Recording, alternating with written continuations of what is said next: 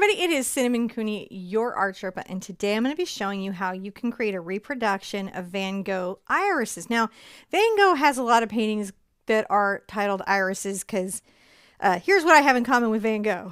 Titling issues. Sometimes, you just describe things as they are, but this particular painting is a very famous painting and was one of the first classic paintings that I ever personally related to on a deep level as a human being, because it's this field of blue irises and then there's this one white iris that becomes the focus. And I think a lot of us that are odd ducks or maybe live to the beat of our own drum see this painting and we see a little bit of ourselves in it, the idea that we are singular in the art and we stand out in the world, right? Like in our families, maybe, I mean, in our society, in our neighborhoods, in our community groups, wherever we are, maybe we're the one that doesn't quite have the same little rhythm as everybody else. So if you ever feel like that, this painting is for you. I want to congratulate Maggie, because I saw Maggie in the chat earlier going, I like reproductions. That is the correct word. This is a reproduction. On the mic is my husband, John. Hello. I was sipping coffee with you. He was sipping coffee. Now, he's going to help me bring you this reproduction by making sure the camera is pointing at what I'm doing as I'm demonstrating or using a tool that you can really see what's going on. I'm going to break everything down, explain it as I go. We are going to segment this up into steps. Those get timestamps, so later you can come back and find your place again, because this will be a bigger project. There'll also be a mini book, 7 to 14 days, maybe 21 days after the show. And those are written out instructions. So like if you find this lesson next year, if you're not at the live, but you come here next year and you find this lesson, go check for that, because that makes a big difference in outcome. We had a new member for Emoji Club. Gerald joined, so thank you. Welcome. Good to have you here. And I think I'm going to sip my vanilla chai smoothie. You think sip about away. Think about the choices that have brought me to this moment.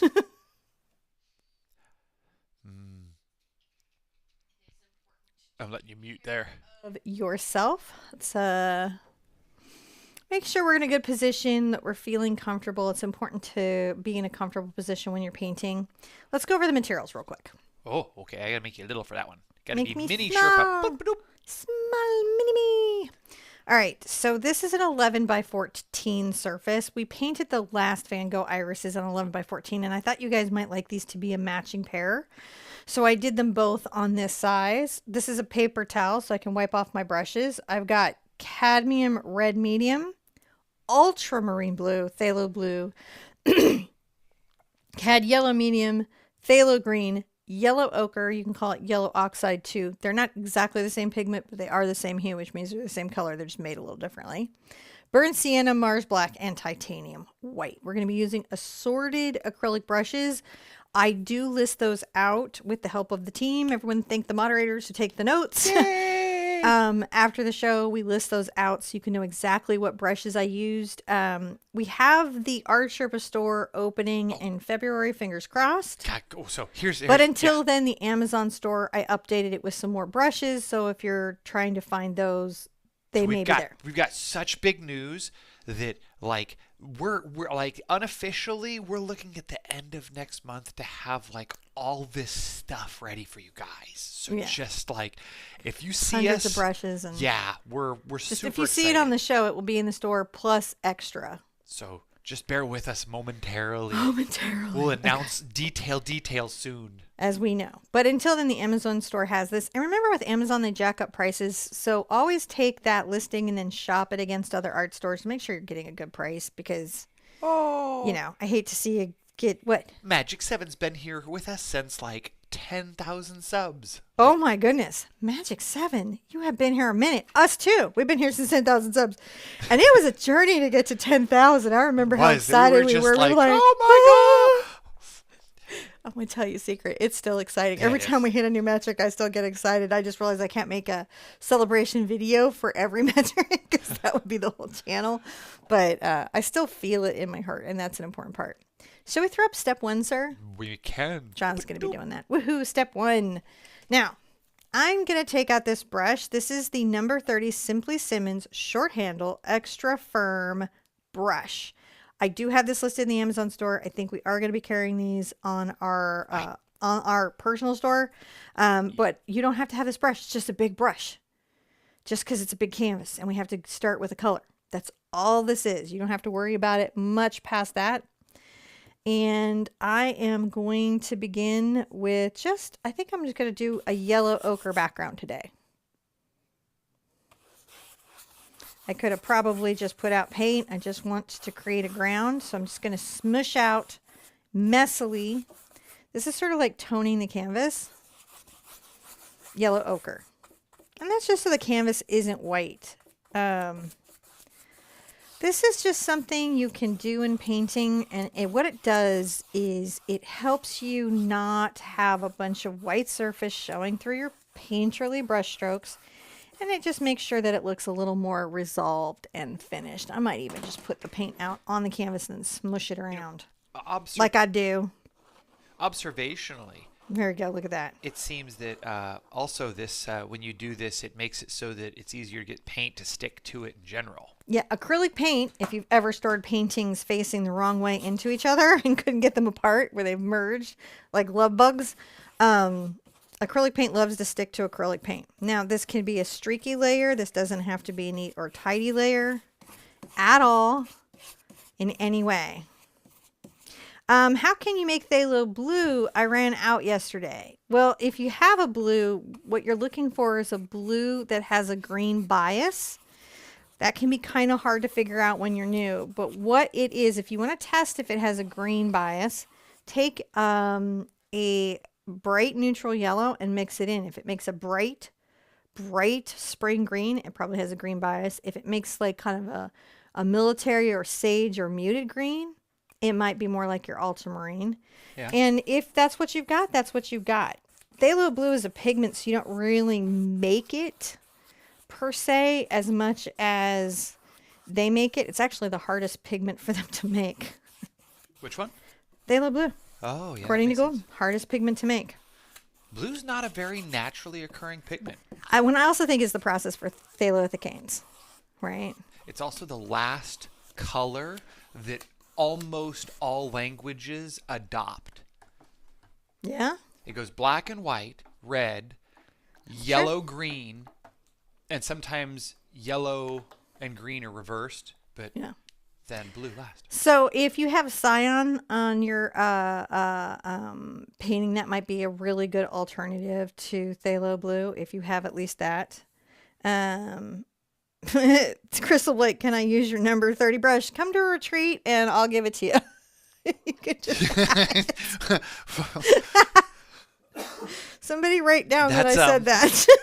So this is actually a true thing that happens. So when we go to events, oftentimes we can't travel with all of the brushes that we end up having at events. So we do end up giving away a fair number of brushes. And anytime that we cycle out of like a brush that we're going to use or something like that, or we like whenever we have brushes that we test and we're not going to keep, we do donate those or find other homes for them so they don't just waste away here.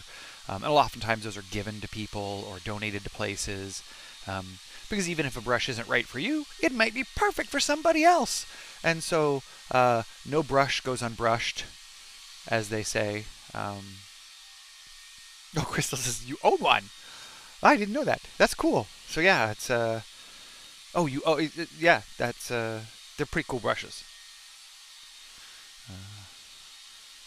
So that's great. But yeah, if you guys aren't, if you haven't joined us in chat, do that. It's super fun. Question: can you make Prussian blue?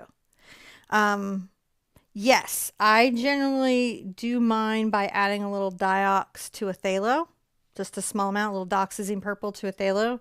But Prussian blue is basically like a phthalo blue was made to replace Prussian blue because it wasn't at the time very light fast. It used to be fugitive. And so they made phthalo blue to sort of be the blue that replaced that. Now you can get very good Prussian blues, but when I just want to make the hue of it, I just add a little diox to my phthalo in it. For the purposes of my eye. Just for the hue of it. Just for the hue of it. It's got to be that way some days. Here you go. Oh, Crystal is too sick to come on the retreat. So feel better soon. Actually, just generally feel better soon for the retreat or not.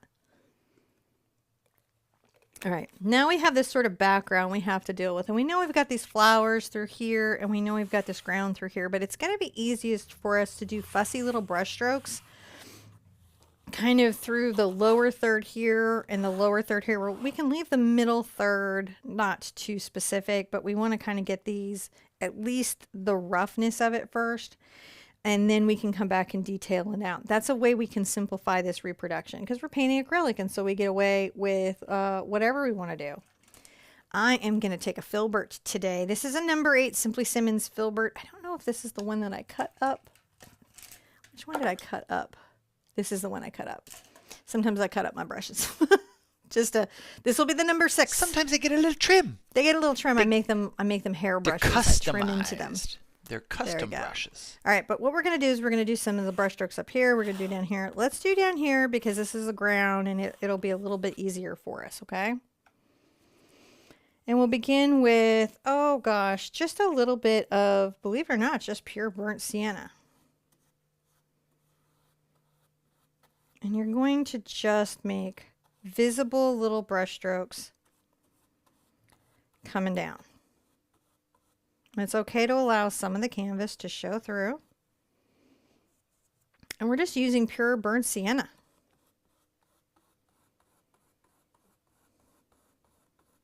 Just getting some in right now. Sometimes when we do this early work, it can help us have an easier time later in a painting. You got to have the strategies. And I don't really need to bring it down much past right here on this, like 3-4 inches in from the side, third in from the side. But I do kind of want these to be a little bit of an angle.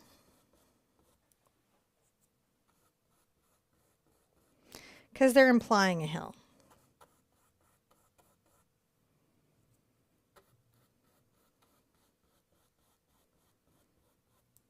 So I'm just using the burnt sienna.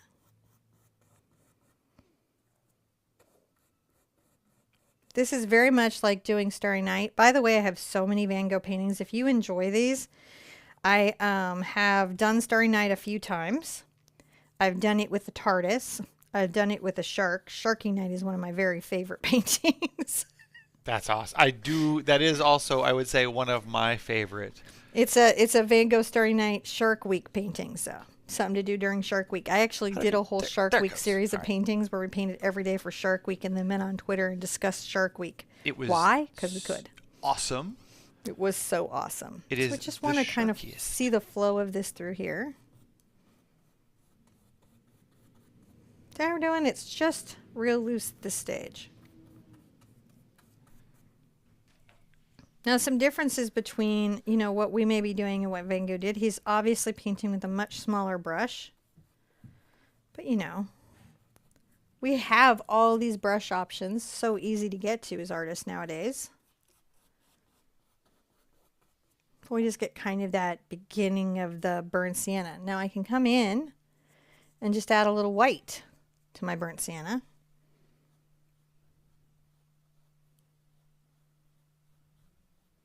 Making these little brush strokes coming down the hill.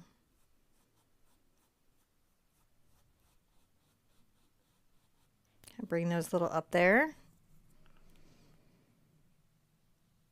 I cannot find the watercolors. So frustrating. They are on the store. You go to the artsherpa.com store and they're right there on the Art Sherpa store. Oh yeah, the ones that are for sale. We can probably get a link in here, I'm sure. They're not like on Amazon or just out anywhere. They're only on our store. Yeah, we're just doing them in our store right now. We may put them up on Amazon later, but right now we can do a better job managing them from our store. We can do returns easier. Just provide a lot more better customer service shipping directly. They really are beautiful and a lot of fun. I'll show you later on. We'll take a little break during the show. This will be a long later, one. And I'll show you what we've been doing. Take a little mid break. Mm-hmm. But not now. We're busy now. Shh, I'm painting here. We're busy now. We're just kind of weaving this little kind of rusty russet in.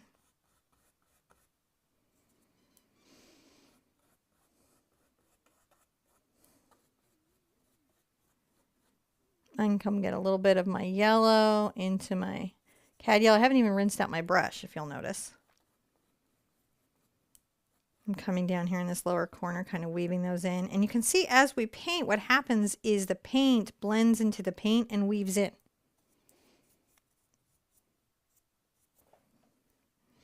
So yeah, if you guys are looking for the watercolor kits that we have, those are on our website store.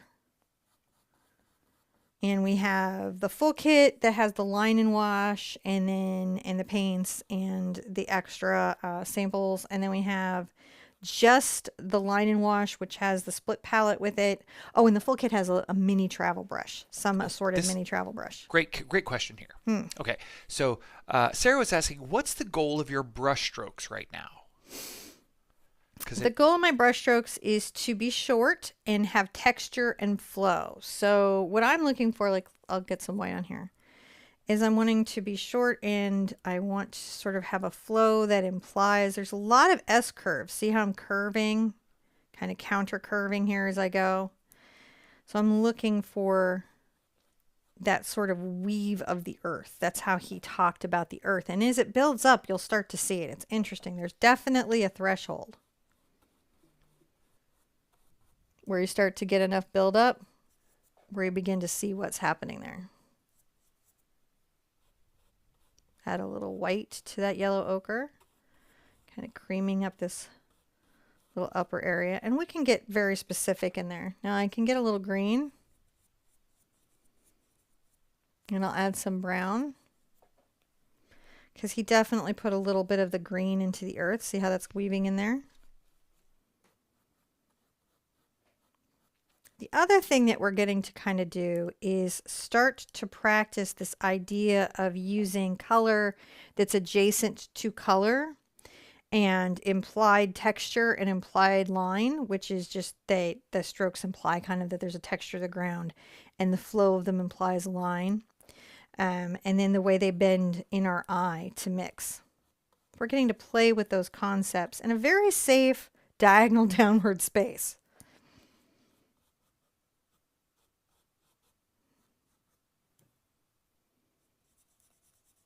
Adding a lot more yellow, maybe a little white. I like to add these little pops of color. It's really fun for me.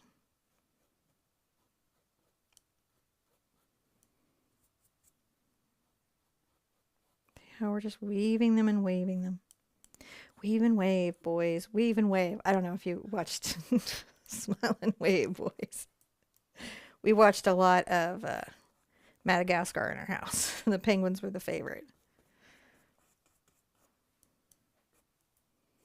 And come back over here into the brown. And you'll notice I just mix paint. I don't necessarily rinse the brush all the time. And that's because I want the paint to intermix on here and become very dimensional through the process of this. Look at that. We have just the basis of a ground in. We'll do a little more detail on it once we get some flowers in, but now we can see that, right? Yeah, really can. Really see it. And we can move up into the leaves and we can do that, but we didn't paint a bunch of where we're going to paint it right out with leaves. Did I wet the canvas before painting the yellow ochre base? No, I could have. I didn't. I just wanted to get some yellow ochre paint out, but I did use a good amount of water in my brush.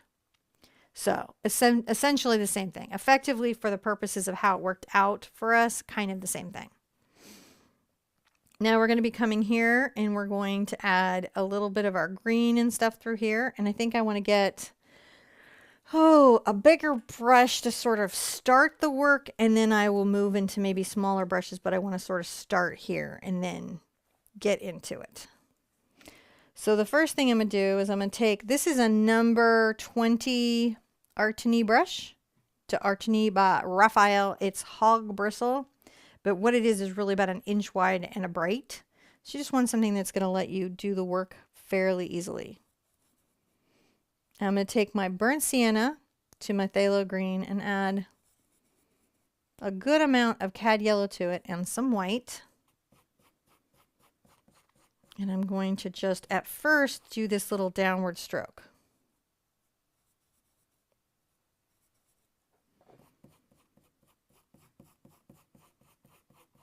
Sometimes I'll come back across, kind of like weaving. See how we're doing? This color, this sort of mint expression, you see this in a lot of his work.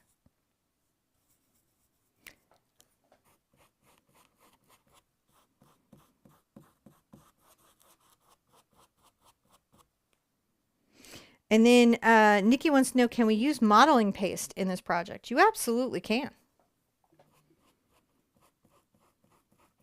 If I need more water, I'll just put it on the brush, tap out.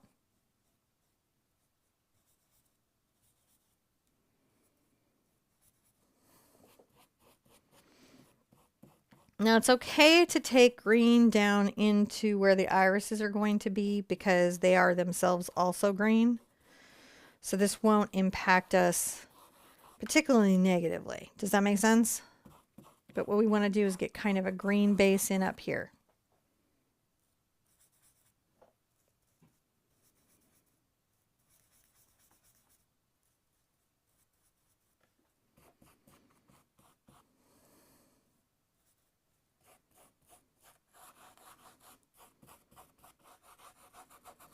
And see, it's just rough, rough, rough.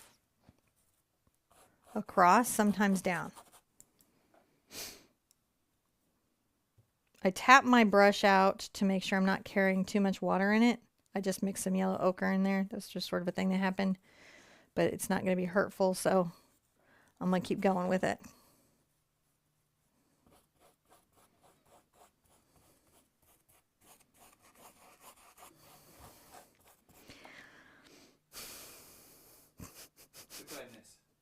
I'm so sore. Oh, you're back? Everything. Oh. I'm over here thinking, uh-oh, I missed something. What did I miss? You're just like, I'm just ouch. like struggling through. Oh, tell you what, let me get you some ibuprofen. Yeah. While you're doing this, I'll I'm jump. okay. You're just a little sore? Just a little sore. I have some ideas. I'll be back. I'm gonna ibuprofen up. I'm just like, whoa. Also, I think it's that my muscles are just that fatigued. I am okay, guys. It's comical even, but I am okay.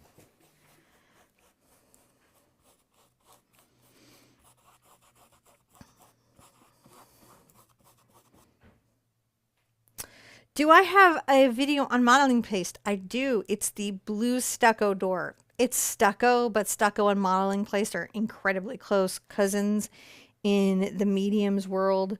I just added some yellow ochre into there. So they are really a one-to-one comparison.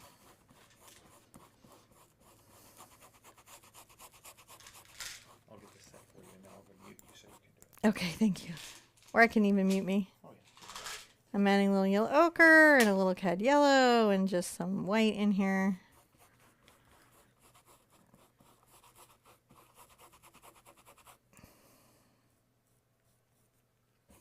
Oh, thank you.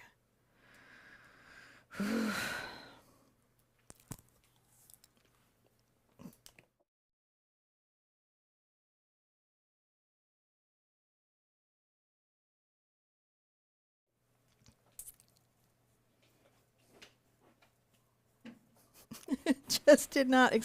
I didn't plan for that result. I'm so sorry, guys. Thank you, Mercy. Nikki says you're not alone. Yeah, I know. Does anyone else get up in the middle of the night, asked Deborah, to paint if they can't sleep?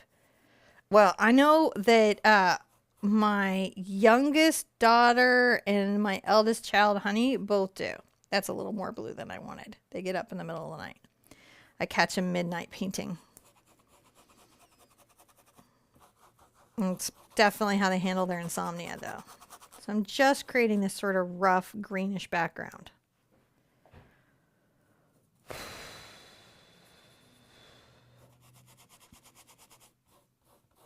So up and down and across, weaving it in. The other one will be up in a minute. What's the other one? Do you mean coffee? Oh, I don't know that I can paint with the weight on my shoulders. You don't put it on your back? I don't think it will help. I thought about bringing it down to put on the weight on my shoulders. I may do it like I'm wearing a cape as soon as I get off the show. Okay. So what we're talking about is I'm very sore. My son's been going to the gym and we've been doing it as a mother-child activity. And it's been a really long time since I've done any working out.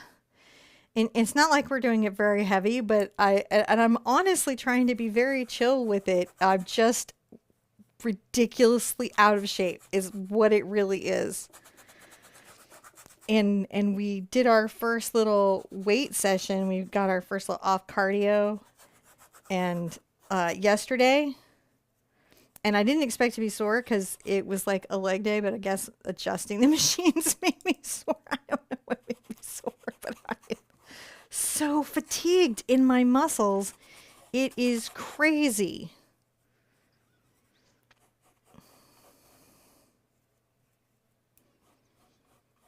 So that I'm just going through it right now. I've got a trainer today. Which, you know, I did because, like, it came with a thing, and I just wanted to make sure that he had somebody else besides Mama to talk to about, like, any of the fitness stuff. And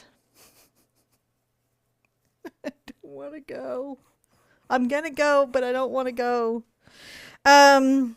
Judy, could you add ochre to your gesso to get the background and skip a step? Yeah. Yeah, and you can also buy ochre in a gesso by Holbein, which is gorge. If you have freedom in your budget, all right, we can try. I just think it might be heavy for my shoulders. Oh, thank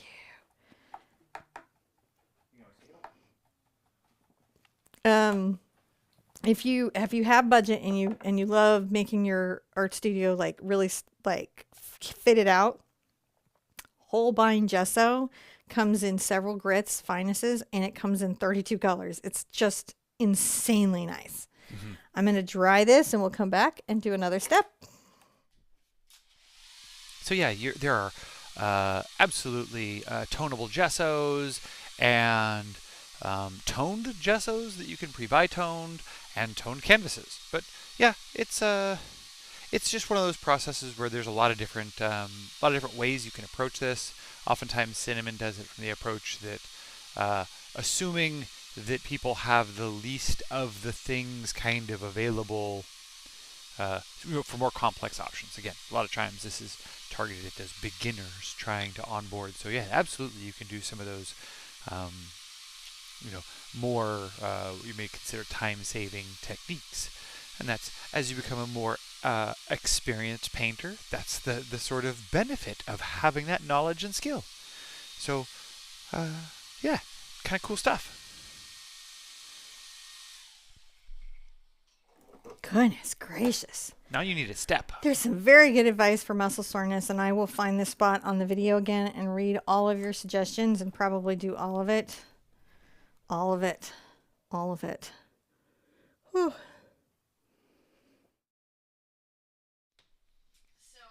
I'm going to share with you as we go on to the next step. Okay. And do some more little brush strokes. I think I want to get into a round brush for the next part. I'm going to use this. I'm going to demo this. You could use a different round. I just want to show you this is a number 8 Simply Simmons in the Extra Firm. And it's got a fairly nice point so you can do small marks, but it's got some nice width in it so you can thicken it out very easily. So it's a new trainer. The trainer seems very nice. We haven't worked out with him yet. And he thought yesterday was our first workout. And so he's like, well, I didn't get everything done. He's like, I was here till 10 last night. And I came out and somebody had cut all the air valves on my tires. And that's a very personal thing to do. And I was like, somebody didn't want to work out no more. That was one too many squats. One too many squats.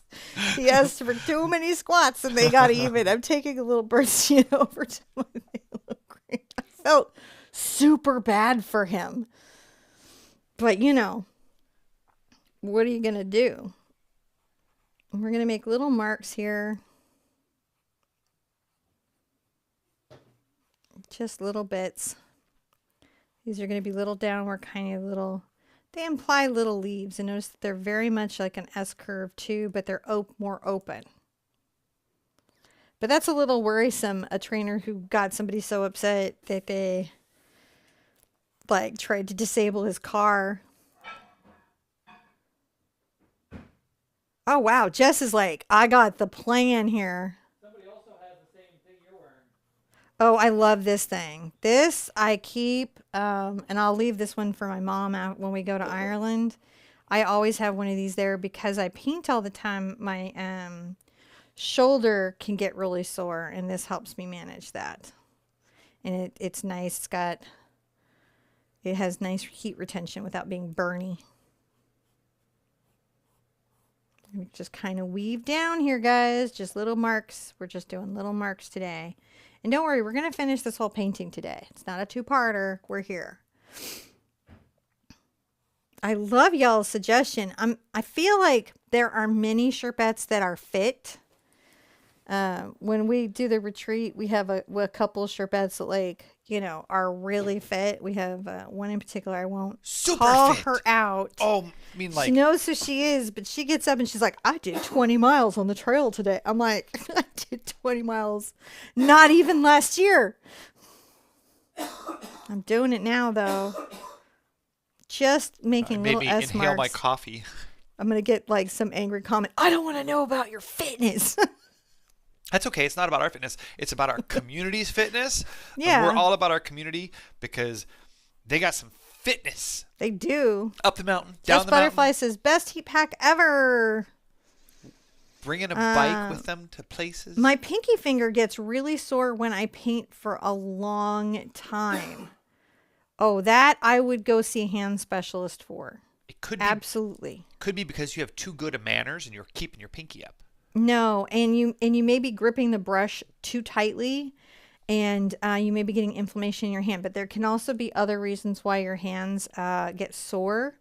So, you know, definitely make sure that you're, if you have to, come back further on your brush and have a loosen up that grip. See, I'm done. Come back further and get your hand relaxed. You can also get a heat warmer for your hand. There's little gloves like this that you might go ahead and put your hand into, and that can help. But definitely talk with a hand specialist because you don't want that to get there's this crazy. It's like this funny. So I'm leaving a little area here. I'm done. There's a question I find somewhat rhetorically humorous. Okay. Which is, and Melinda's asking a very genuinely good question, which is, if I buy a canvas that says it's triple primed, do I still need to gesso it? No. You shouldn't. No, you should not need to gesso pre-primed canvas. Any of them. Yeah, it shouldn't need single primed. Shouldn't need gesso. Now, shouldn't, and then you find out the manufacturer didn't do a good job, and you got to fix their bad work. What we're finding sometimes is that the manufacturers, after they gesso it, spray an anti-mold or anti-chafing compound, something, on the top of it, which then is just, it's like hydrophobic. It's just yes. like the paint jumps off the surface. Just like, I don't know what you were planning to do here, but this isn't what you wanted to do. All right, we're going to add a lot more yellow into our green now. And some white.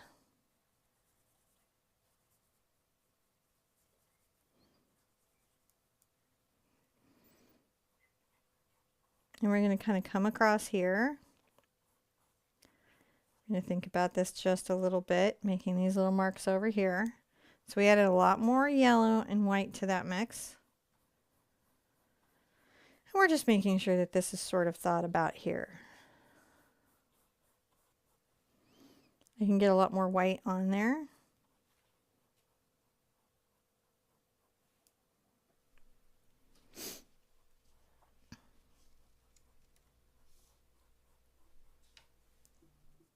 Now we're going just a lot more white right here.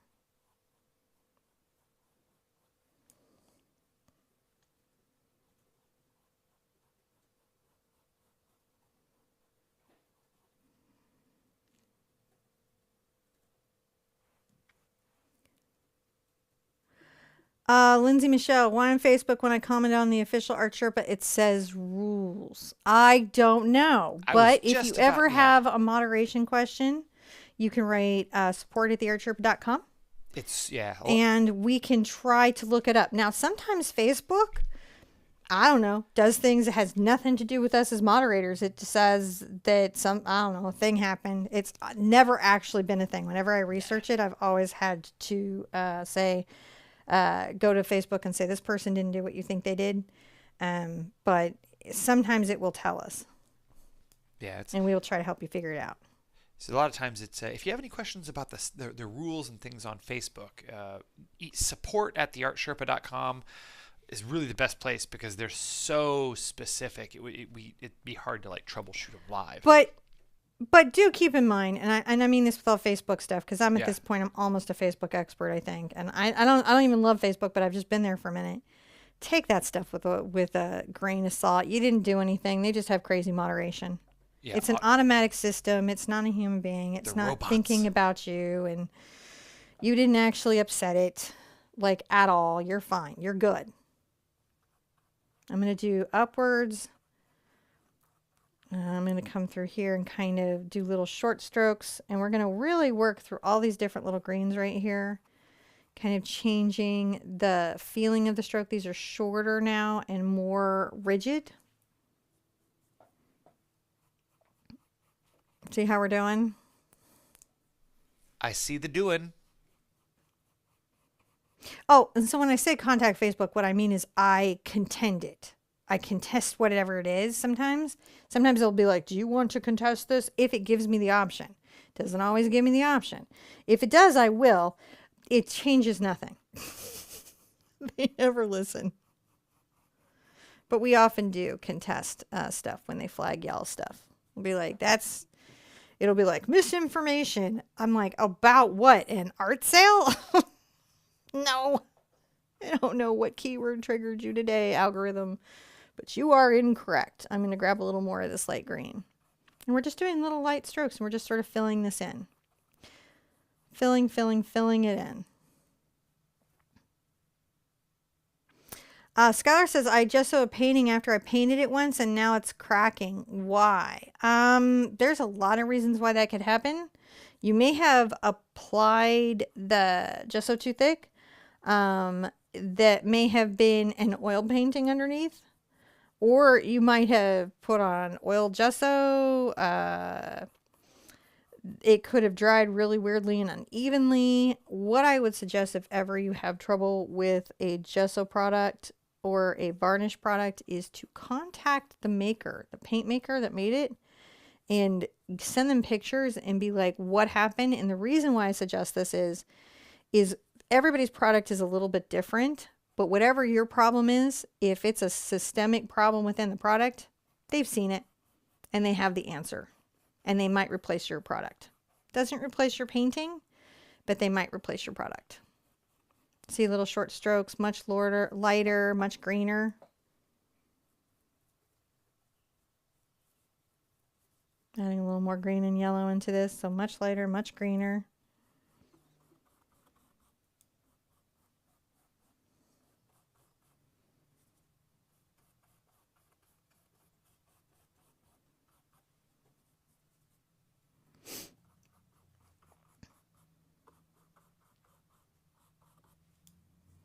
Sometimes I like to come through and kind of weave in some other stuff. Get a little bit of blue and green together here. I'm going to add just a few.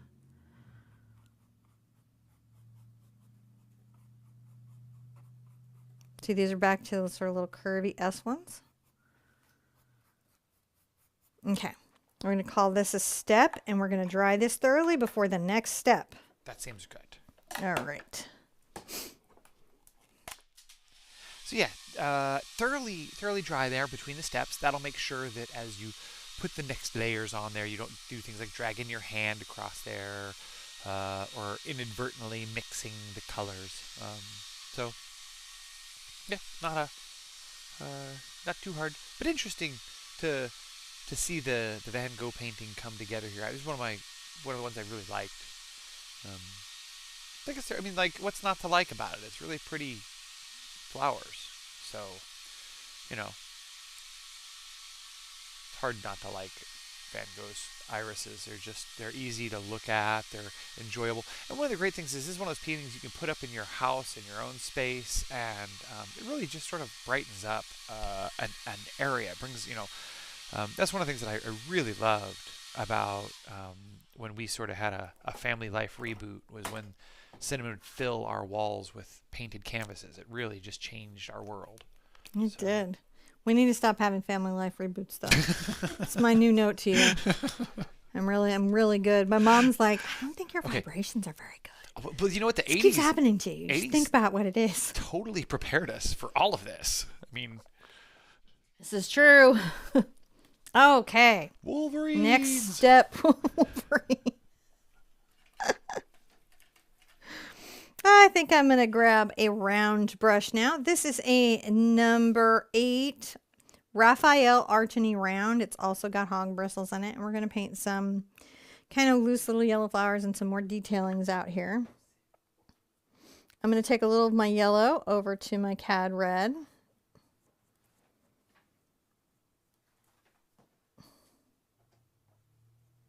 Mixing them sort of loosely together. And we're going to just make little yellow flowers there. These are done with short, little adjacent strokes. They're just little flowers.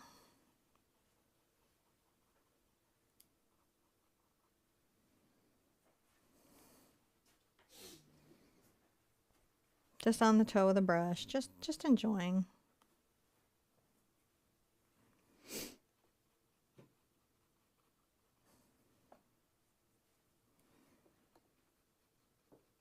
You do them big, you do them small sometimes.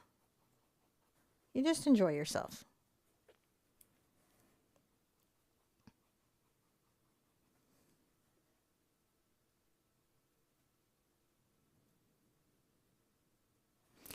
Can I add some Daniel Smith convenience colors for those that already have the basics? Ooh, the basics are always good. And I love Daniel Smith. They're really good, by the way. If you're wondering what's a good watercolor company, Sennelier, good. Daniel Smith, good. Like very much. Core, I like very much, good. Da Vinci, I like good. There's some good ones out there.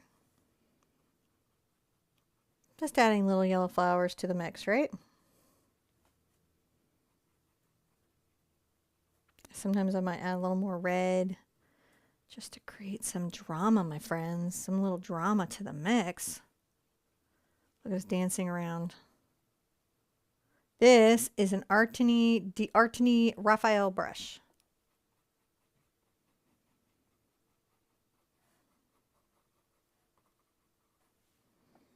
Come get a little red, kind of work that in there.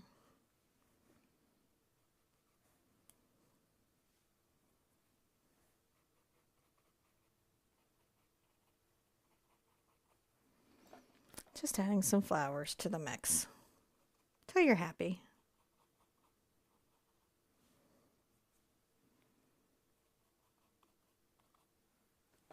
I'll rinse out.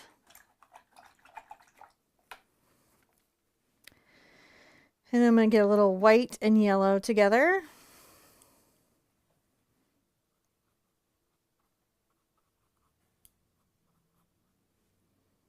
Add some little dashes of that, little white and yellow.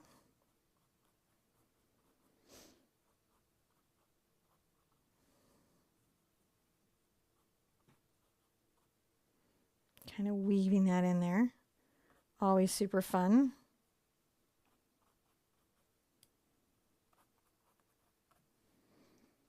Maybe a little white. Dashing that out into that little area.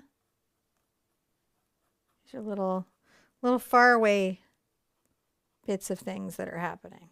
Cluster that up a little bit here, trying to say there's some more there.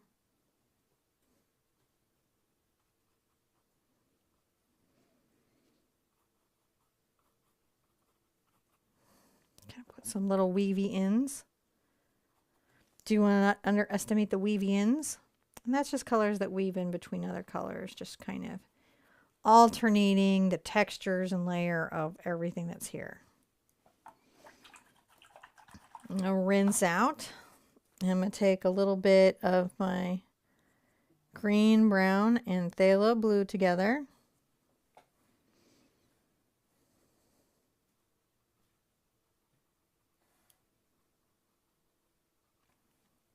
And kind of outline some of these. Very short strokes.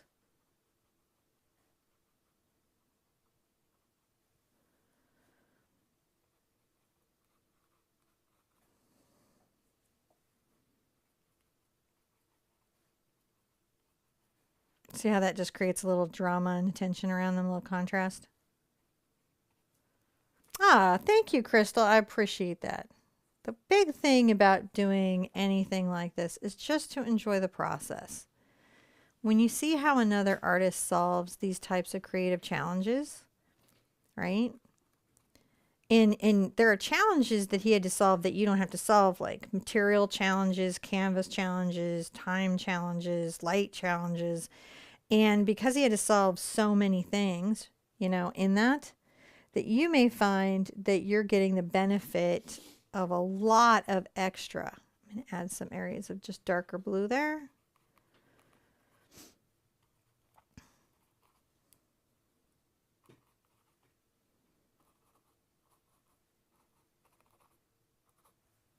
There we go. Just creating a little bit.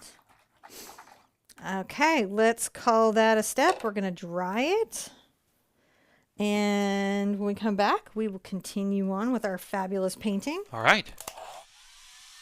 So, yeah, if you guys, someone earlier was looking for where we would have a complete list of the brushes and the paints and stuff that she uses on a show. Now, generally speaking, in the link in the description down below, we put that stuff. But there's also a link to our website, and on the website you'll find the page that corresponds. If you go to our calendar, you'll see that there's a calendar page that corresponds to this project. On that project page, it'll list all the materials, all of the things you need. You'll generally find your traceable there. A couple, sometimes about 2 weeks after the show, you'll see our step-by-step mini books go up there. So all that stuff ends up on our website for you to have up there, and yeah, that's pretty good availability resources. Just Butterflies like, could you paint his sunflowers? Yes, I can. Would very much love to. I like doing all of his stuff. It's just like my favorite. Very, very much do I enjoy. Okay, so I'm going to make an interesting gray. I'm going to take my burnt sienna over to my ultramarine blue. And when you get them together in a little bit more blue to brown mixture, you begin to get this very sort of neutralized gray. See that right there where it's graying out? Now wipe off my brush on the paper towel. And what I'm going to do is I'm going to take my white into that gray on the toe of my Artini brush. This is that number 8 round. And we're going to come right here. And this is just the most important flower. Everything else in the painting can be. But this is the one we're going to really think about, okay? Okay. So I'm going to come here. And I'm going to paint in the basic shape of this flower. So the first one is sort of a teardrop. It comes up there. And I'm using the off-white because I can always add white. It's really easy to add white to create shape and form. And blend in a little bit there. This will be a petal that blends over and flips over, but right now we're going to just get its heart in.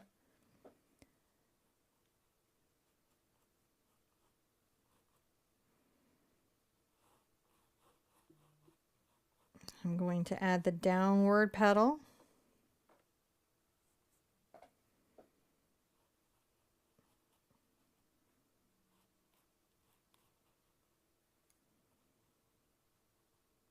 That's our basic shape, right?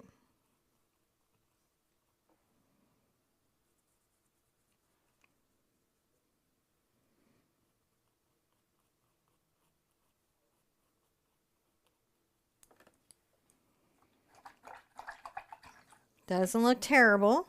I am very happy with that. Now I'm going to dry it.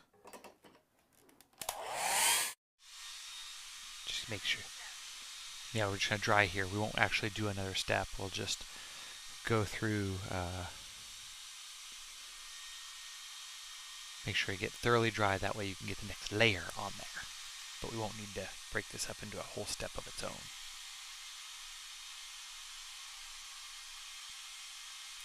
Dry, dry, dry.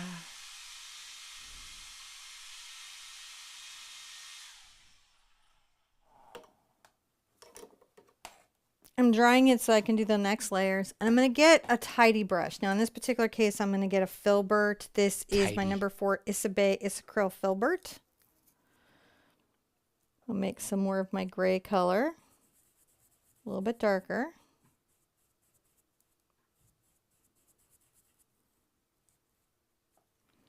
And I'm going to very carefully come on sort of the outside and maybe shape in some of the little shadow outlines. See how I'm making a finer line?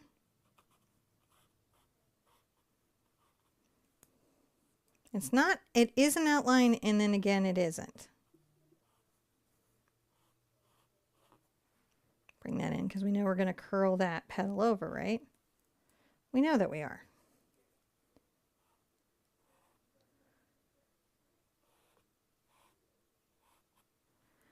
We want this to be focal.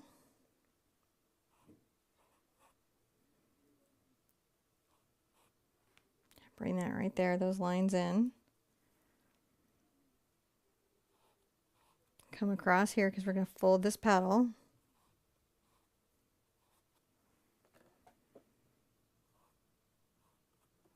Okay, not bad. Now I'm going to get a little white into the mix here.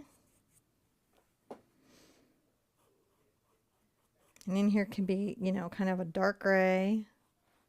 Maybe on the other side here, have it be kind of a darker gray. And that petal might have some darker gray. And then in the center, and coming up, I'm going to rinse out. And go ahead and get more white. And it's okay that's going to pick up on some of this green. That's all right.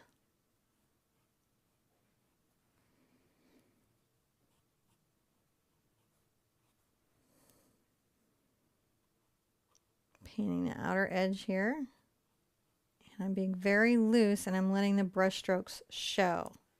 That's super important. I'm letting my brush strokes show.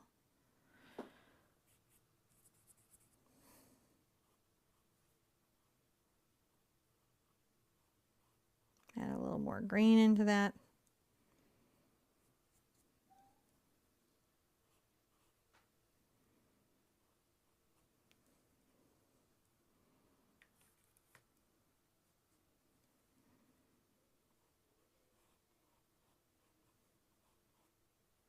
Coming on the outside here. Like that. So we're just trying to show out this little flower a bit. Might soften the gray that's right there. I want it to be gray, but not so bright. I mean, not so dark.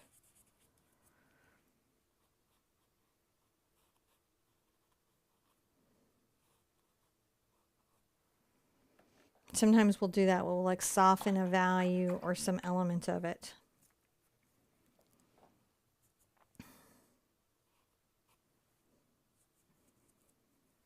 Come in here. Really shade that, exaggerate that. I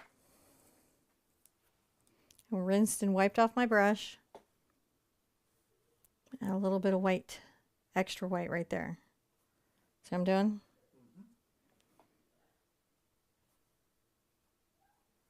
Now a little bit touch to that outer edge.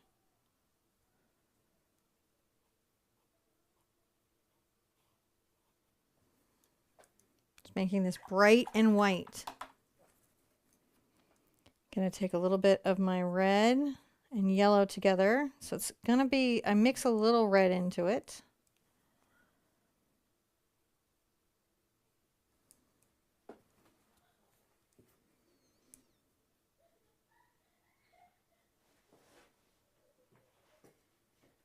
And then tap down just a little bit of yellow in the center of that iris.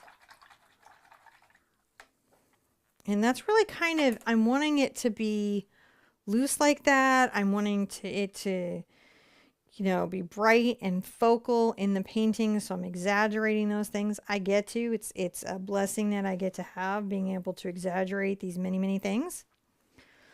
And we're going to dry that. And we'll come back and we'll do the next step. All right.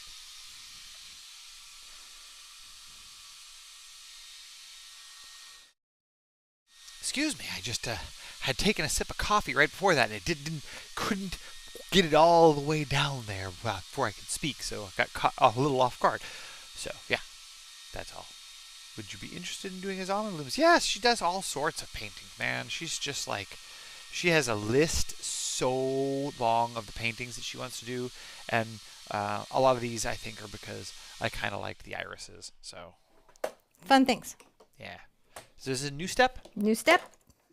I'm going to get my big round brush. Now, last time we focused on the irises first to place them because they're arranged so specifically around the vase. But in this case, I'm going to come in and play with the leaves first, kind of put their flow and mass here, and then fill in my irises once I get that overall body of plants in.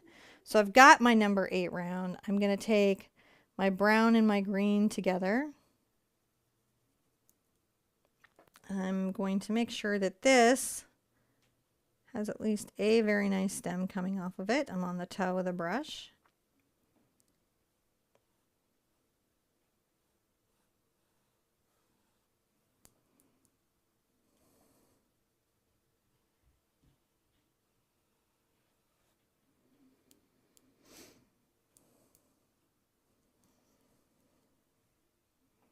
And then we'll start to get a little of our green and yellow, maybe even our yellow ochre. Just kind of making this different grain. Start painting in these little pointy leaves. I'll bring this one down here. That's a very nice little leaf.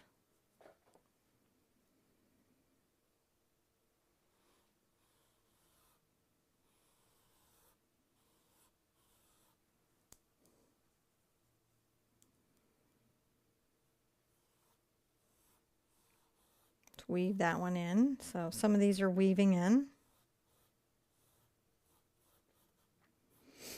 I can come in and get my burnt sienna and my phthalo blue together. And outline them fairly easily. See how we're creating a little outline?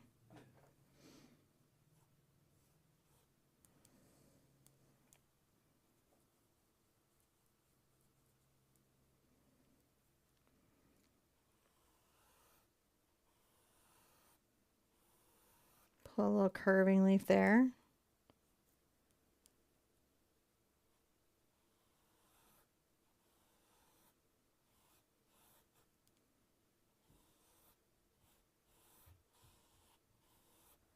There we go.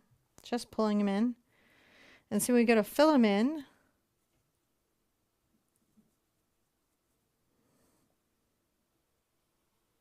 Add a little white to the green mix. See how it's just very painterly and loose? Sometimes you'll have more green.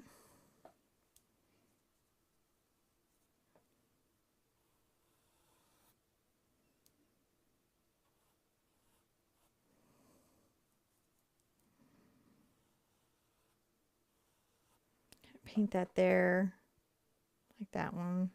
That's good. I'll paint like some back rows of this. So now you kind of get a sense of what it is. We're going to go pretty quick.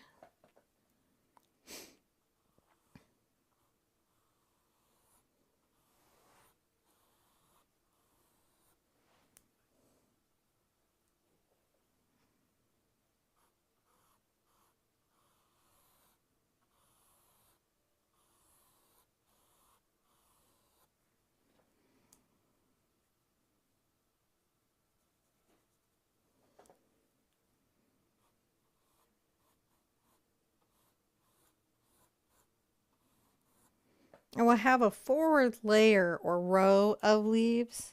We're just going to build it up.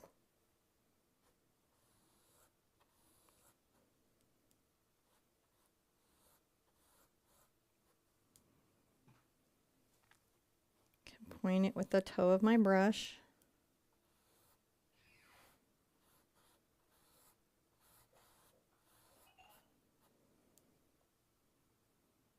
Little brown, little green.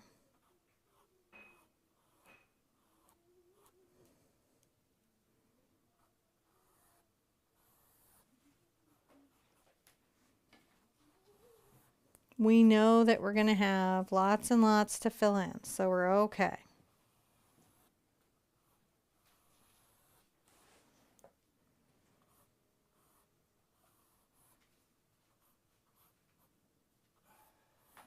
Notice that sometimes we kind of do them different directions. We're just filling this background in.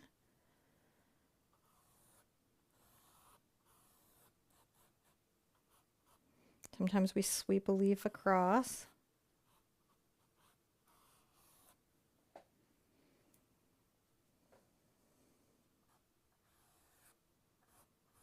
And there's flowers and stuff that's going to fill it all in. But once we have that white and once we get the little green leaves in, the rest of it just kind of comes together.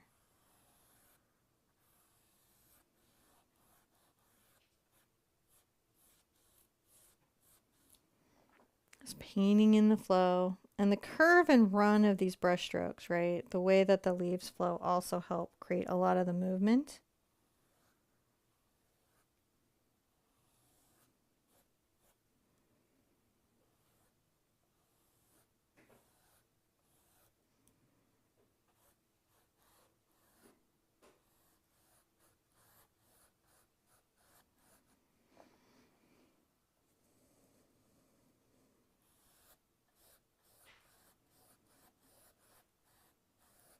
And we know we're going to come back and do individual leaves that focus our attention more, but we've got this nice depth here. And even as we fill these in, it's amazing how the layers will go. We get to do some stuff as acrylic artists that you don't get to do in oils in the way that we layer.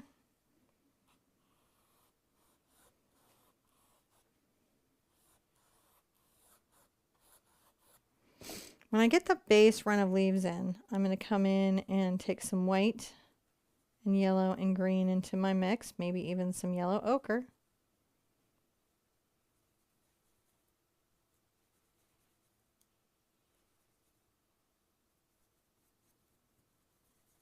Making these different little greens. Come here and paint inside this leaf.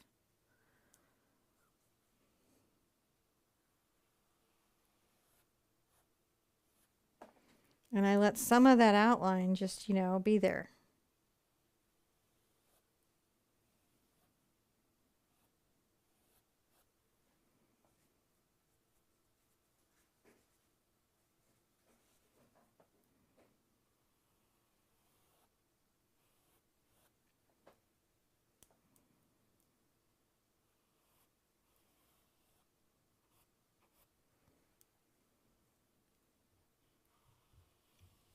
Just pull that in. So we're letting the outline be there. Some different greens.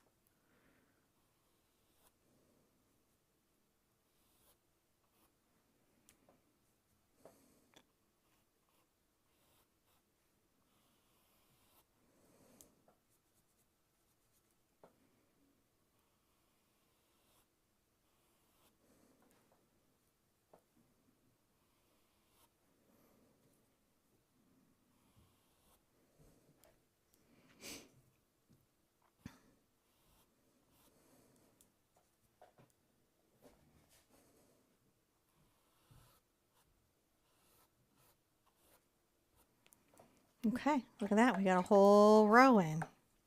We didn't even work that hard for it. Let's dry it. No, not at all. Come back and do the next step. Okay. Yeah, I was just reading here. So this does make you think a little bit about oil paintings. I think that's just because that's the way it was originally conceived. But the really cool thing about acrylics is you can get that really thick paint effect very easily. by impasto, as they say, where you make the thick paint and it kind of leaves it on the canvas. I like that a lot. Um, this is kind of one of the fun ones where you can play with that a little bit too.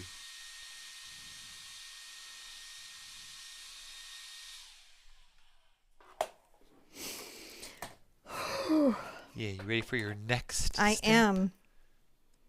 I am. I think I'm going to stay my big brush. Okay, we're going to do some more forward, more detailed leaves. Still really the same kind of process, right? So our green and brown. Let's come here and say,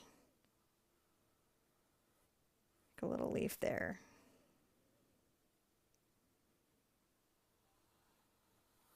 We'll make another little one here.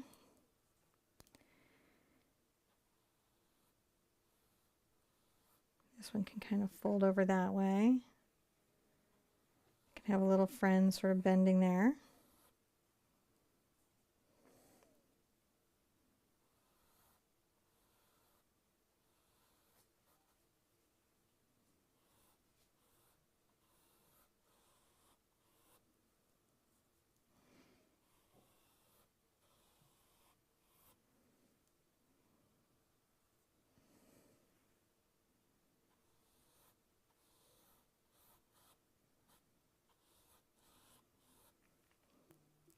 Put some layering here. That's super important, the layering of the leaves. You have iris beds, you know why. Because of the way that they grow, they just tend to do stuff that lends itself to this. Outline it there. And the dark color lets me really place them where I want them.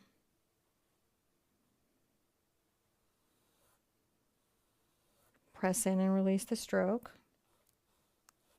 Let that go.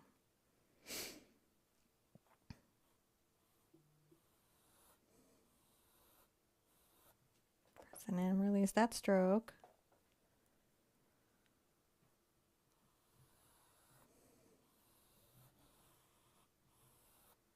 Nice little leaf going off that direction.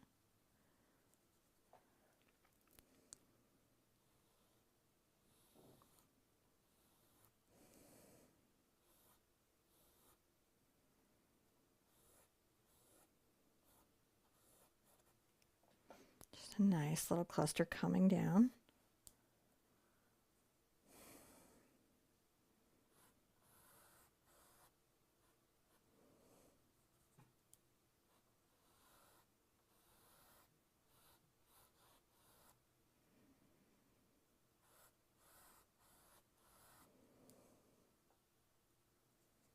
Weaving that out.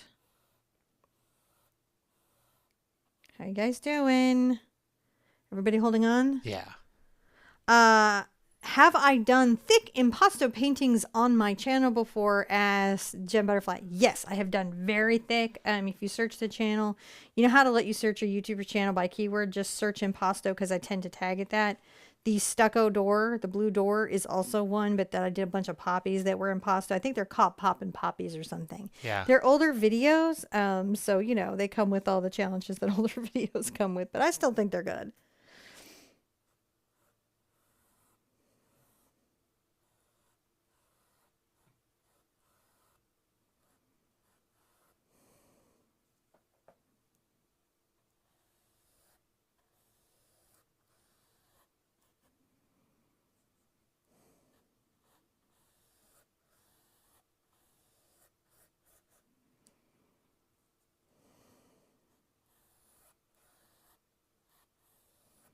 You can see it really layers, right? So sometimes you're painting out what you have, but it's nice to layer these this way while you can.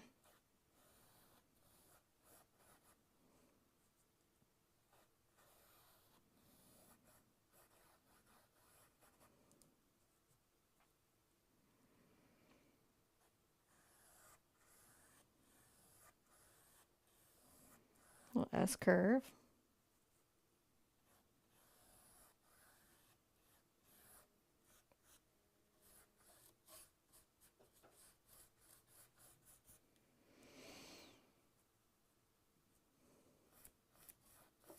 I'm going to go ahead and just green up this whole area because even as I layer these leaves, the area would be super green. So I'll fill in, you know, as I go, as I define each little leaf.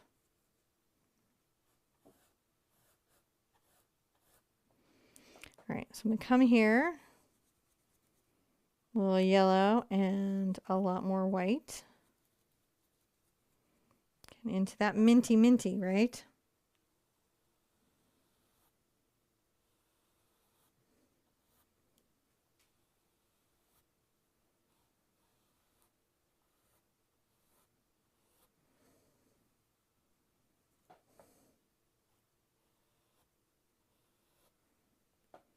Just pulling those little leaves out.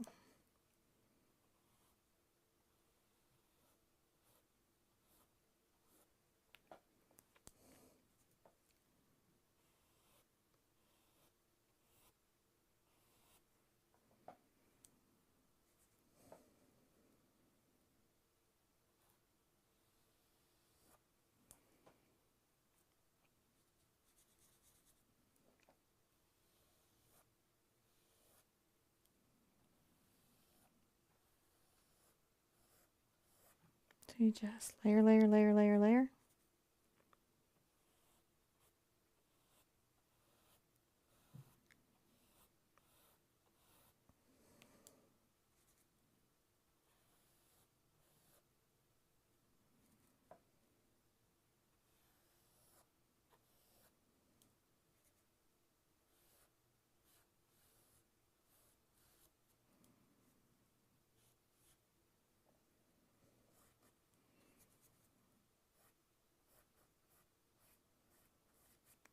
Thick impasto painting there. And rinse this out. And I'm going to take my filbert.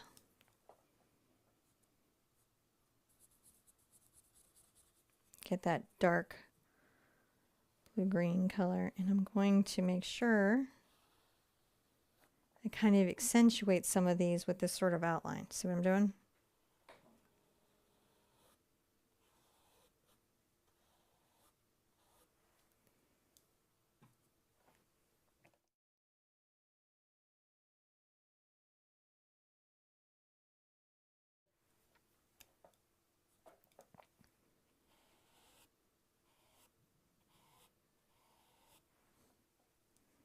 You're just telling an exaggerated version of the story of leaves in a garden.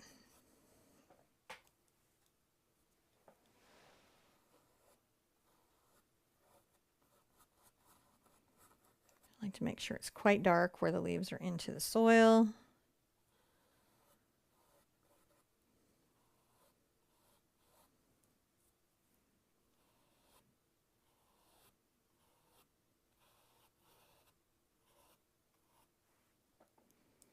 And this lets us really flow our little leaves around.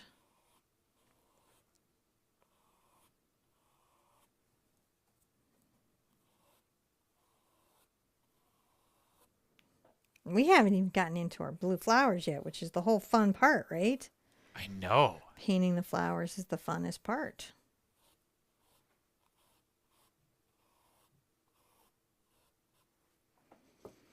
So and this creates dimension.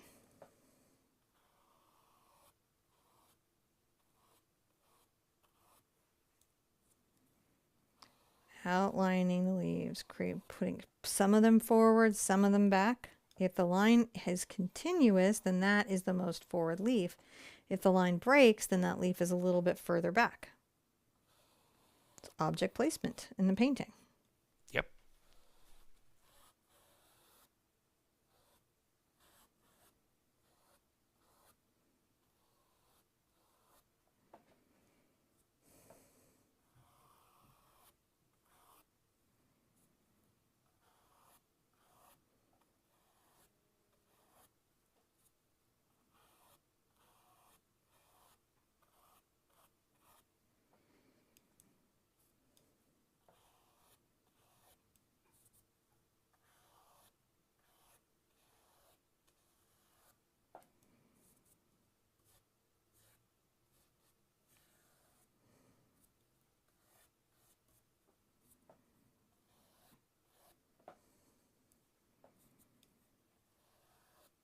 Just creating layers and layers. And when you have that kind of fairly adjusted, you can come up into here and just say like your yellow and get some yellow and white.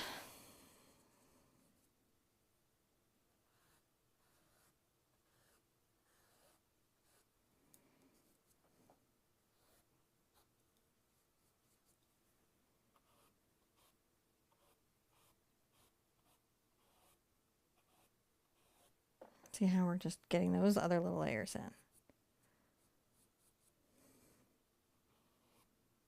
I'm just using my filbert. I'm on the edge of it to create the line. I'm being very loose about it.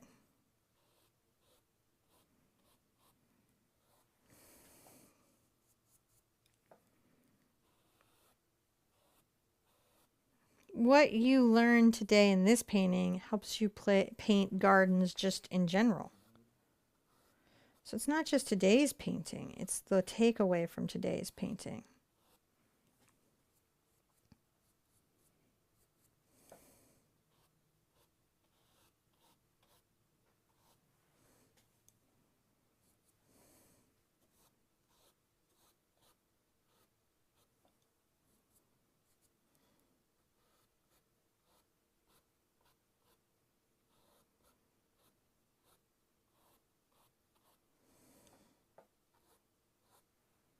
We just keep layering up those little leaf stalks.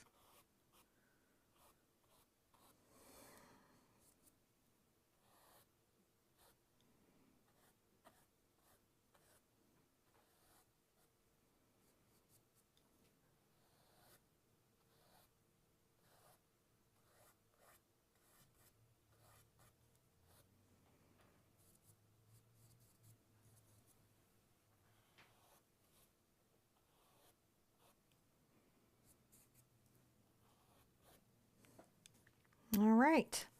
Let's dry that, and we're going to keep going. Are we not having a blast here? I love this.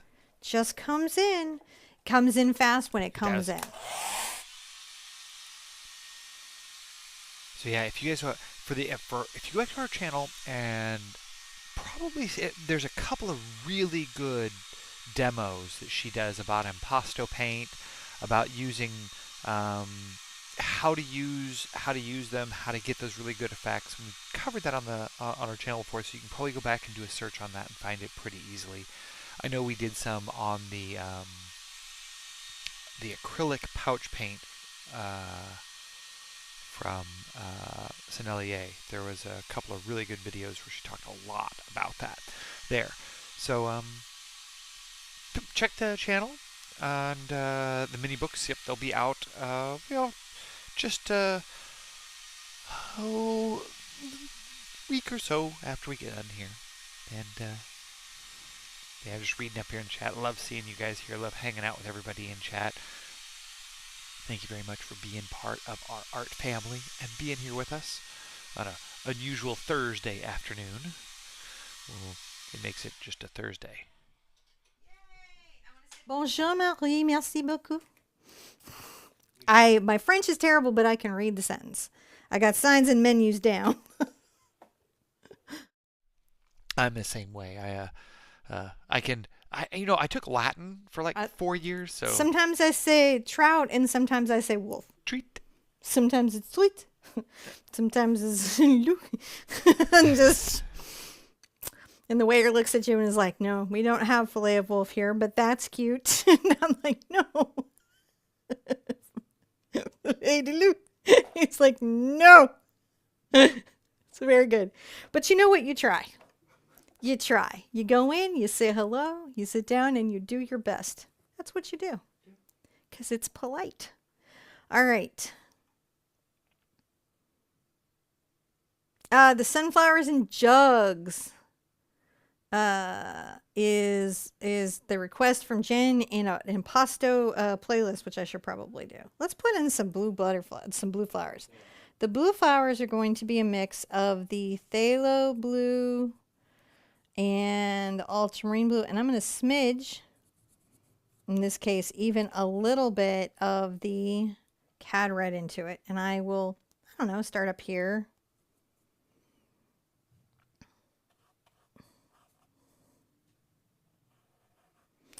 And what I'm going to do, you guys have a traceable, so you can just follow the traceable. I'm going to paint in the shapes that I see. The kind of contour shapes, and then I come back and paint what feels like the flowers. I am still using my filbert. All right, because I like that. It's a good brush. And I'll just come in and try to capture the contour.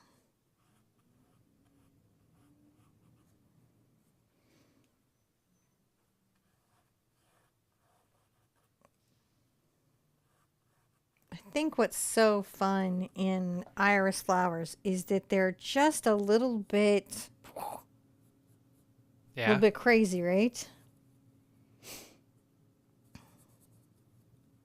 If you're in Europe, anywhere in the EU or the UK, once we're in Ireland settled, we are going to be doing meetups all around. Yes. And going everywhere and doing everything. There's so many places I want to visit as soon as we get there. We have a list. There's a notebook. The longer we have to wait on our immigration, the longer the list gets. I am hoping that today or tomorrow we hear some good feedback news. Yeah. Well, things are moving fine. They're just not quick. We're just waiting for that. There's a specific piece of like, now you wait news. Now you wait. So there's been flurry of activity and waiting for all the information to get settled in, and now we're going to wait. Oh, that's very good. Marie likes to do reproductions of paintings. Again, I have enough French to read Marie's comments. I used to say, I used to say this other thing, but now I say, je ne parle pas français, je suis texan, which I think is also just as accurate, because when I took French in school, because I was like, definitely, I need to know French because I'm an artist and that's where I'm going to go to school and that's where I'm going to live and that's where everything is going to be for me. I took from a Haitian instructor who had a very strong accent. So you learned a very strong accent. I did. I learned a very strong accent. But the wonderful thing, if you've never been to France before, what I'll tell you is the wonderful thing about going to France is if you are polite and you try, everyone helps you. They don't do rude very well. There's no help for rude. I've not really run into a lot of places in the world where people like enjoy rude. They're like, no, bring your rude here. We love that. But I'm just saying the French have a special sort of like gray. Now I know it's gray rocking. I think now I know the French gray rock when you're really rude. They just, they're like, you're rude, and they're like, there's no bread for you. There's no coffee. Not they can't for help you. They just look right at you. They're like, no. No. It's the best thing I've ever seen. I like took it away. I'm like, and also men on vacation with their babies.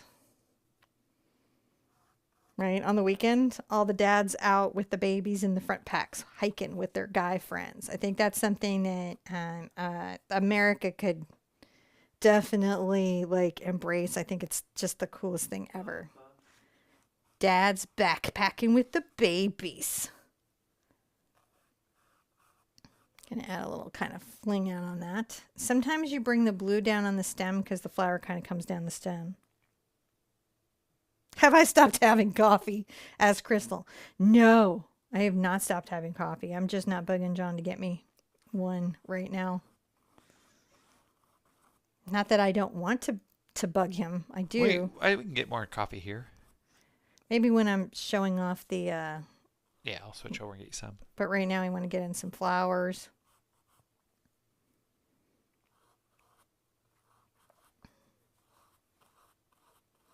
There we go. That's a nice little shape there.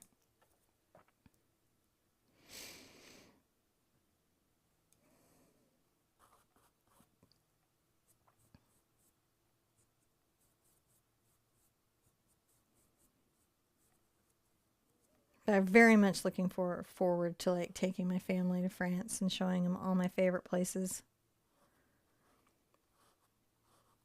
Like really excited to go back to Coeur and yeah, and to have breakfast in the bars. That's my favorite thing. I'm like, breakfast in the bars. That took me a couple of days to figure out where the breakfast was. Wasn't my first intuitive guess.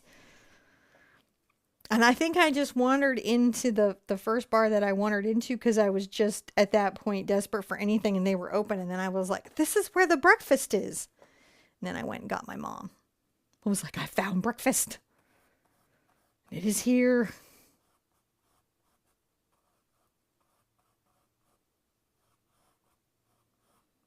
And there you go. You just get that outer shape going. And when they start filling in, you kind of really start to see them, don't you? Sometimes I will tuck a little bit of that blue in around, right? Because they would be there in between the leaves, wouldn't they?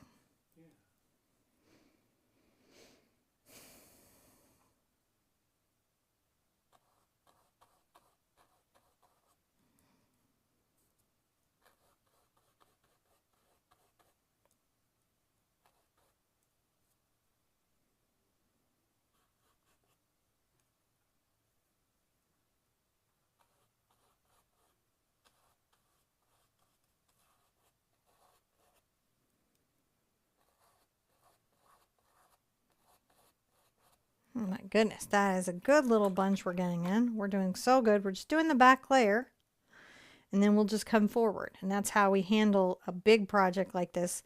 And that's how we keep it from being super overwhelming.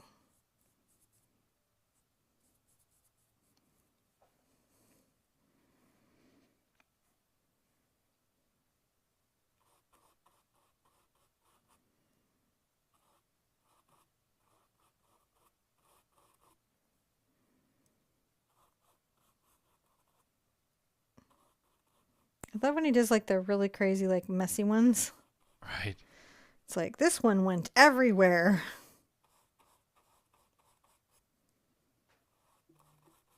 Again, we're just capturing the outer shape. And that's what you're kind of paying attention to, right?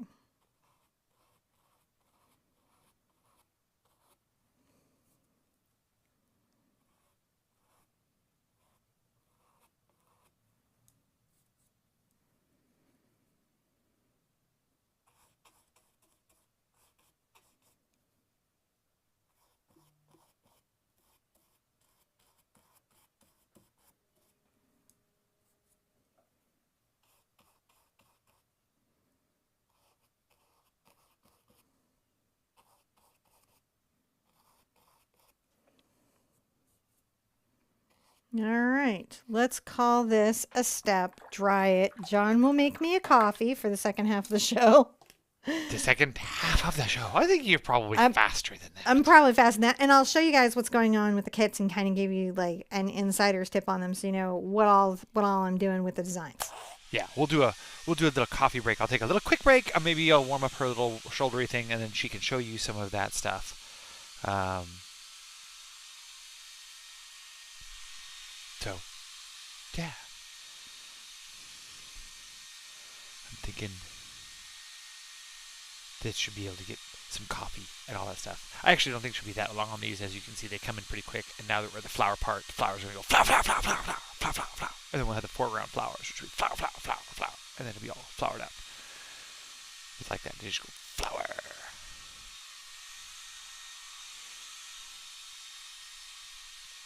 So I'm not sure. We probably will wait to step. Okay. Are we going to call this...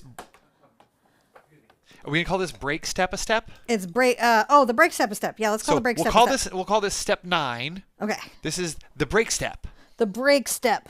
Okay. Let me get the stuff. It's I like pulled it all break out so I would be able to talk about it. So, I watercolor. We have a whole second channel for watercolor. Though we'll start some of the watercolor over here. And, You just take your pansy. You just take this? How else are you going to put it up here? well, I was just going to hold it with my hands. But, you know. And, but I had kind of a rough time watercoloring this year for emotional reasons. I am back to it, as you will see in Gangbusters. Oh, thank you, Trisha. So I want to show you the kit so you understand what it is, what you're getting, and how these are kind of big little monthly updates and what I'm thinking. So if you order a kit, you're going to get a little mailer like this We actually sent this through the mail because we wanted to see how a few of them survived. You get these on the website. In this is going to come this little envelope here. It's going to say Viviva Colors, the Art Sherpa. So Viviva has done several color sheet sets. I have all of them because I began supporting them the first set that they ever came out with. And I have picked my favorites of any set they've ever done. So this set only exists in mine here. Is the flip look of the iris is accomplished by shading? Asked Melinda. That is exactly correct. It will be done entirely by shading. We'll do some lining, but it's really the shading. So I'm going to open this up so you can see what's kind of in there. So what comes in this are two things. The first thing is this. This is a little set of postcards. I think in the next set I'm going to do some line and wash custom for us. I'm making coffee. And then there's a couple in there. And then there is a set of split palette Viviva color sheets. Now you can keep these for yourself or you can give these to a friend. I have not been successful at giving them away because I keep everything. But now that I have such an abundance, I may start giving them away. I give them to my mods. My mods get sets and stuff. Okay, so then you get this set of the Viviva watercolor sheets. It says the Art Sherpa, and on the back, it gives you a nice little message, right? And then in here, you know, got all of this going on, just gorgeous, gorgeous. So you come off, so that's gorgeous, and I love that. I love it, love it, love it. And then in the main kit, you also get, a boat of line and wash. He's right. I couldn't hold it there. A boat of line and wash. The swimming day line and wash. Okay.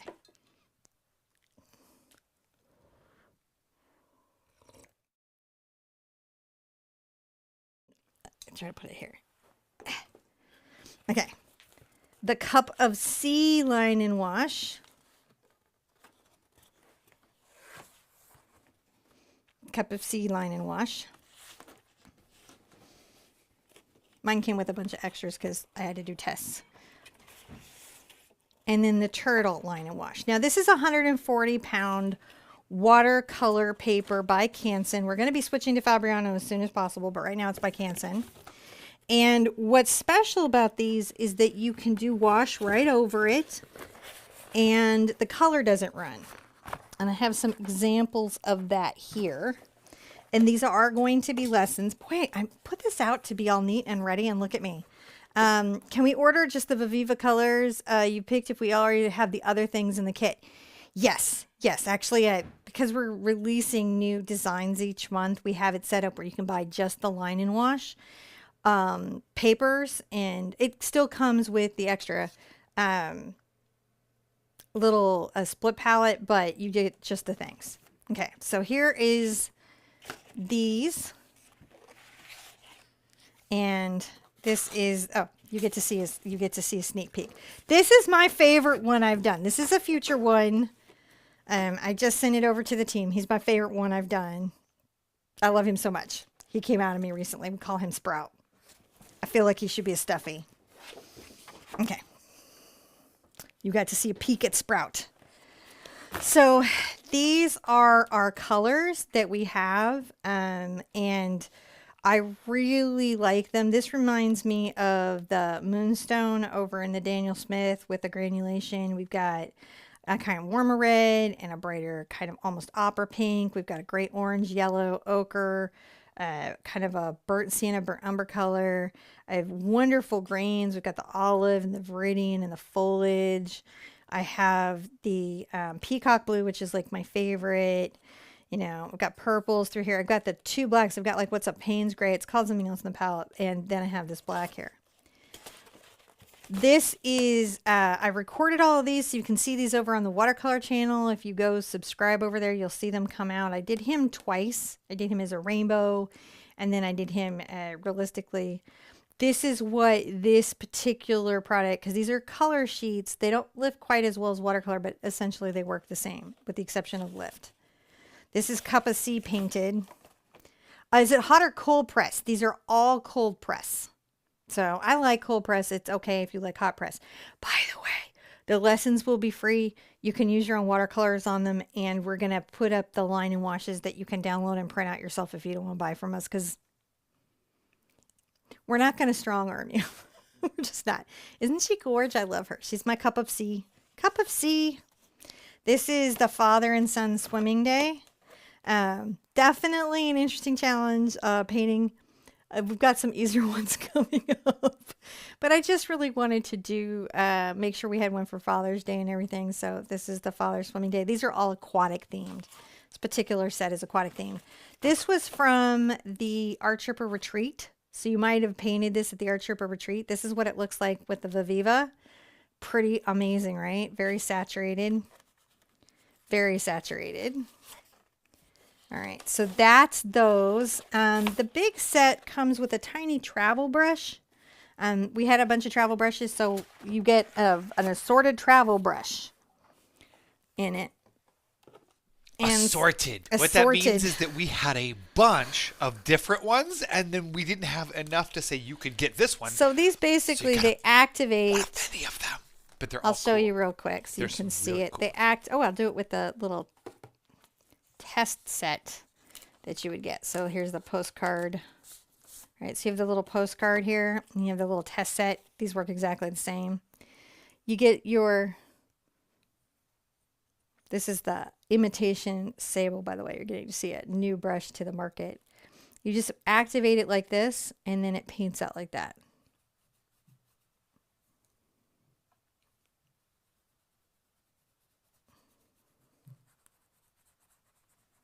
It's very pigmented. So that's why I like them, because they're really good for travel. This is really, really good for travel. And you can mix right on the canvas.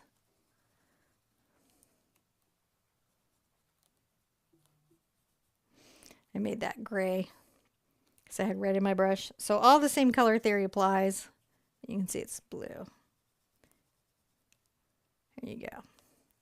So that's like these. This is the giveaway set that we put in all of it. Kind of like samples, because you guys like samples. So we thought samples. So if your friend's like, would I like that? You can be like, here, friend. Or, you know, you can be like, no, that's in my handbag. I'm not sharing that with you. That is my sneak peek at what that is, because you guys were asking a lot of questions. You were like, what is it? I don't understand. You know, are you still doing acrylic? Is there acrylic kits coming? The acrylic kits are coming. They should be here in February. That's the watercolor kits. I am going to do lessons on the line and washes with you, so you can do them, but you can do them with your regular watercolors or anything that you have. So, I bought the $25 kit. Woo! That is awesome. So you're gonna, that's the one that comes with the, that one just comes with the paint, the sheets and stuff, but it works on any watercolor paper or anything over 90 pounds. I find it works really well with. It'll handle anything over 90 pounds. And I've worked with the company for a long time. I like them. I have, and I probably will continue to like them into the future. Yeah. And you get like a little bit of a discount if you buy the whole kit together. Like you save $10 off for the big kit. I'm not great at marketing. We don't look. Here's the thing: is I was in the other room making coffee. You were just taking a coffee break. This was just like we're showing stuff that we do. Like this is our stuff. So you know, guys, like this is what we figured you would want because I guess we this wanted is the skippable ad. Yeah, you totally skip it. Skip it. But all the stuff that you're seeing is stuff that we sat around and go, we really wish we could give this to people because they wanted it. They need these things that were like these printouts, these little kits. These were all things we really wanted to do because we thought it would be nice for you guys. If you have the other watercolors from the watercolor classes, I have an exchange sheet I'm posting over on the watercolor channel soon. And I'll do a video about that. And so you don't have to go buy anything to participate. You don't have to buy anything. Trish, you just thank you so much. You're always sneaking in there. Trish. So I understand that. Whenever you see us do a kit or do a product, you don't have to buy anything. We'll figure out a way that you can get access to the core teaching material. I have a promise that they can take take with them. Take with you. 100%. If you see the Art Sherpa name on a product, we have thought about you first all the way down the rabbit hole. You know, like we really care about you guys. You know, we build this stuff and we really care about you, and we think about this when we're doing this. Now, because this is our product, we ship globally, but you have to wait on a quote. You just have to write us for a quote. Painful because that's the way that international shipping is. But we got to look it up, but if you're okay with the slow and painful, then we're shipping around. We have to take it a little slow and painful at a time because we can't do a lot of it at once because it takes so much time. We can only allocate so many hours at the post office, but we do them. So email in if you have any concerns about that. Our shipping gnomes will be on. They'll be there to answer questions, and they are there to answer the shipping questions. Now we're on to it. So not everything in the future store will be global, or maybe I don't know. We're gonna try to make it global. The world changes on us. We try our best. But the watercolor kit is currently. There's a new step. Thank you. Let's continue painting. I'm going to keep using my number 4 Acrylic Filbert brush, and we're going to start painting in these irises, which it was very perfectly pointed out we do the flip with shading, and that is correct. So I'm going to take my ultramarine blue and my phthalo blue and a little bit of titanium white. I get these out of the way so I have lots of paper towel space to wipe off on. I need my paper towel space to wipe off on. Let's come here and start to paint in this little outer guy. He's pretty cool, right? I like him. Paint in this guy right here. I'm leaving a little bit of the dark blue to the outside. A little bit in there. Now I might get a little darker blue and come in underneath because it's a flip. And you were right. That's how you paint the turn or the depth of the petals. And put a little of the darker blue kind of centered.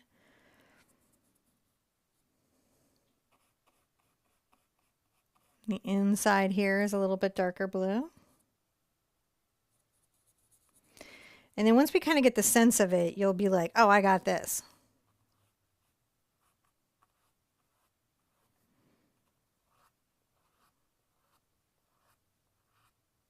Little outer edge there.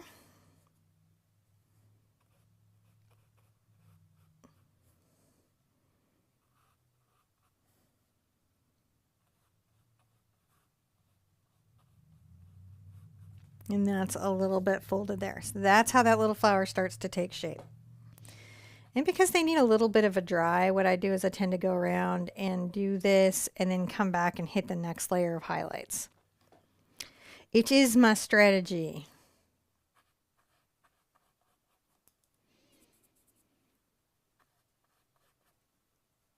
Go right into my ultramarine and where I want to flip it. See, I just flip that little edge there, and that's how we just fold a petal.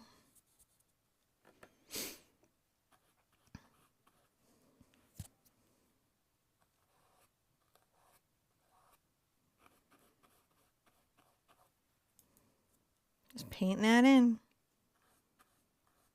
We haven't even gotten the yellow and stuff out there. Thank you for tolerating my long ad. I appreciate it. But it's not really an ad. Okay, this one is interesting because it's like almost entirely closed.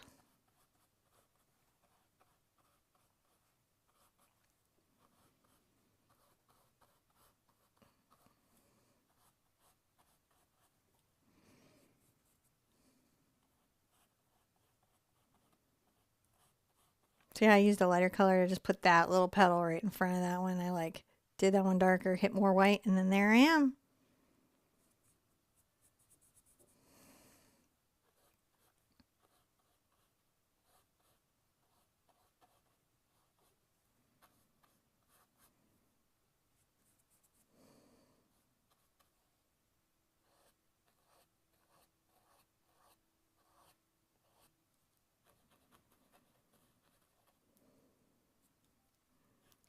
little darker blue right there. So you see, it just gives you that iris shape in like a couple of seconds. It's really fun. Don't forget to paint those flowers that you have tucked. I can come back here with like a slightly lighter blue.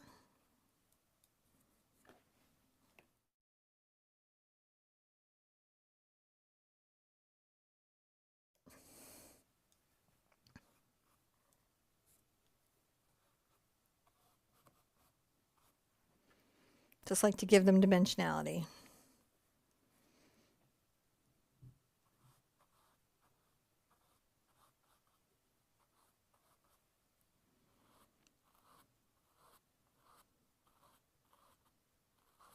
There we go. Another little flower is in. We just cooking along. This little fellow is like far away, so we just see a little bit of him. And then this little interesting guy here is just, he's like, I'm like, I didn't unfurl right. I'm kind of a hot mess, but we like him anyways. We love him anyways. You don't got to be perfect to grow in the garden, right?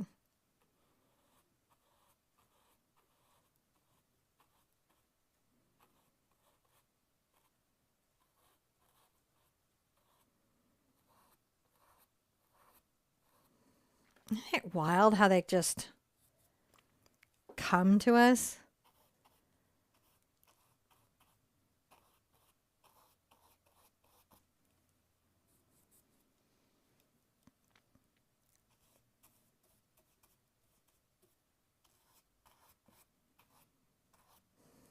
Now I'm going to come back through with a slightly lighter white blue.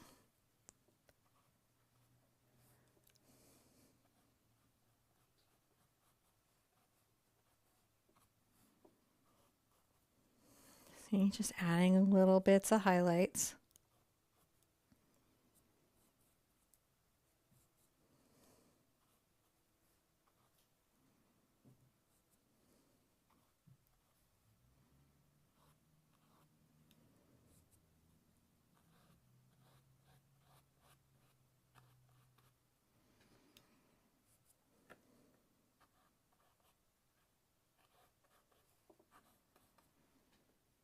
Just pick them up.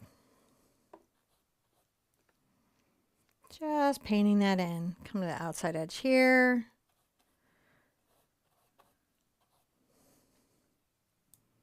Just fun to do.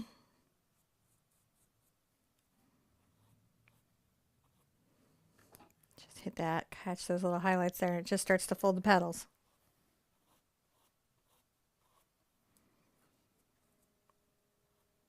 Oops, that was too white. So what I'll do is I will just come back with some stronger blue and allow tinting strength to fix it. See how we do?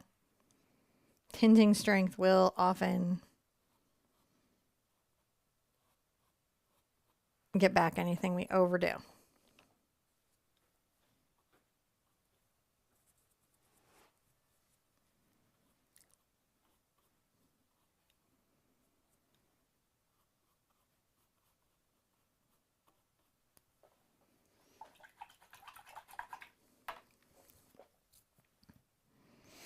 Now, I don't want to go to a whole new step, but I do want to dry it.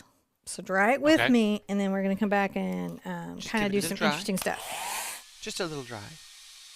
And make sure we get the next layer of flowers in there. Why did an ad come on? I don't know. So, you know, one of the things is that sometimes YouTube has an algorithm where it's like, I'm going to insert an ad now. And we don't know why it does that. It's just sort of a random YouTube thing, I think. I'm not exactly sure. The YouTube is a peculiar algorithm with, you know, those peculiar thoughts and feelings that none of us can really put our finger on because it's an algorithm written by an algorithm maintained by other algorithms.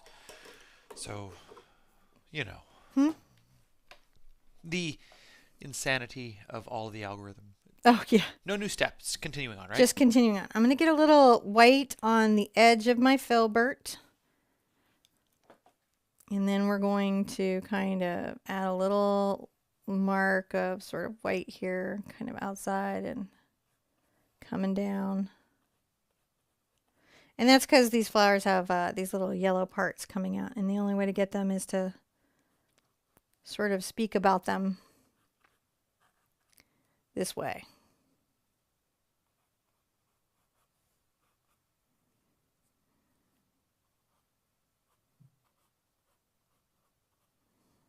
Just adding a little bit there.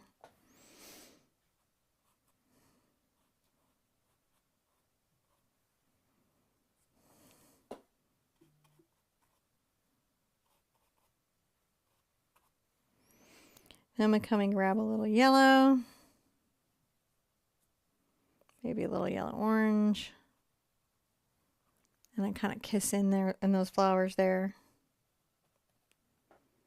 Here we're doing, adding the little center of the irises in.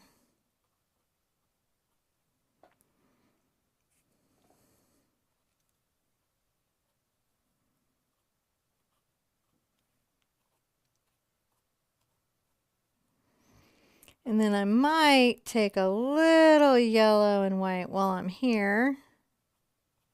Make sure that that iris is a-glowing.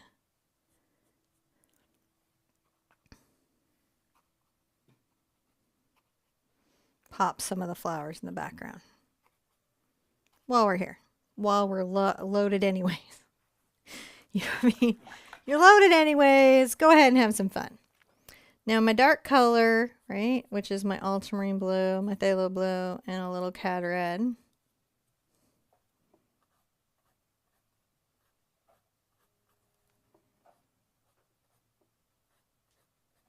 Just some of them should have little stripies.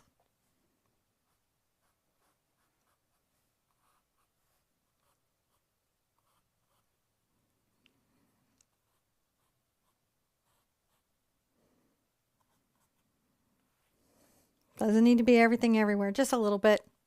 It's just a visual texture that you want. That's the step. What do you guys think? I think it's beautiful. Is it just a stylish choice to do blue instead of purple, or is that just the camera? No, that is definitely a style choice. One, because this is actually probably done more with a Prussian and I'm doing phthalo. And dioxazine is overstaining, so I'm making that decision to be more into the blue. But it really, honestly, past technique, none of it hurts you or harms you. And so you go into it however you want to. Always, always however you want to. I got to put my glasses on so I can see what I'm doing. Let's dry and drink.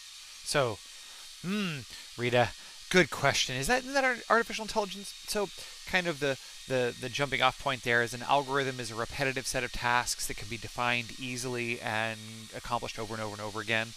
And a complex algorithm is one that just does a whole bunch of things. So one might even say that right now the GPAI really isn't artificial intelligence as much as a very sophisticated set of algorithms. So this is kind of an argument of when is an AI system, and that has a lot to do with when it's able to learn from its own actions, or it's able to learn from a set of data and extrapolate things that aren't in its original instruction set. Complicated set of worlds, but in essence, artificial intelligence implies some set of independent learning and thought and problem solving, whereas algorithms are just simply repeating a set of learned knowledges. Or no knowledge. Anyway, sort of a complicated little rabbit hole of interest. Well, you just fell down it too, didn't you? Happens to. All right, another step. Let's do another step. All right, while I'm here, I'm going to connect this little stem here down into the main body of the flowers. Any of them that were, just left hanging.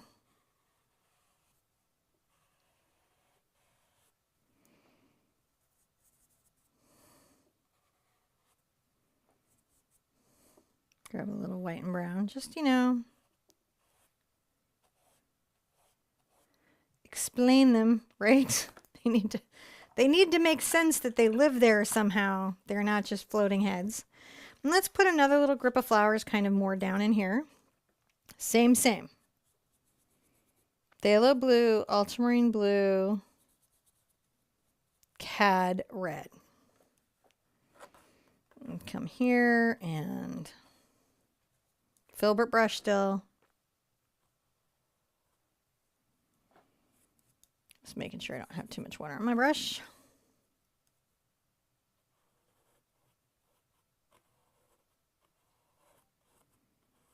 It's always interesting to paint like the onion shape that these flowers sometimes get.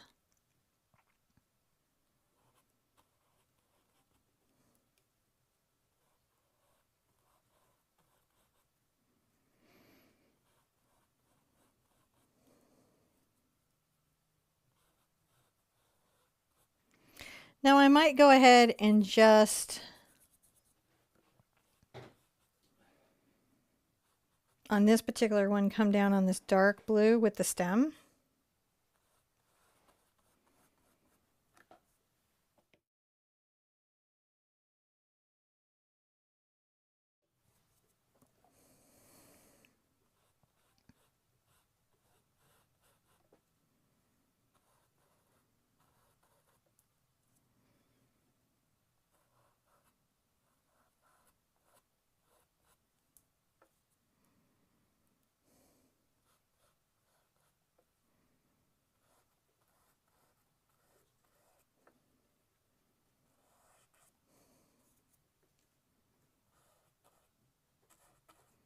Maybe little crumpled flowers coming off here.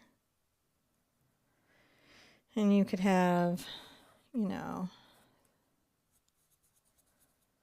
one of the little ones here that's coming up.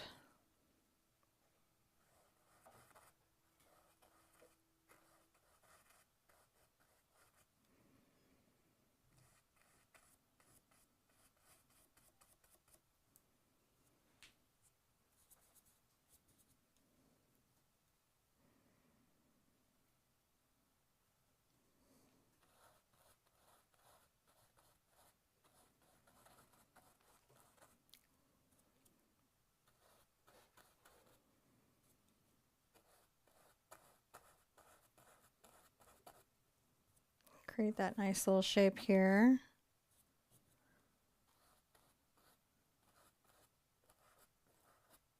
Right, because you can always layer these.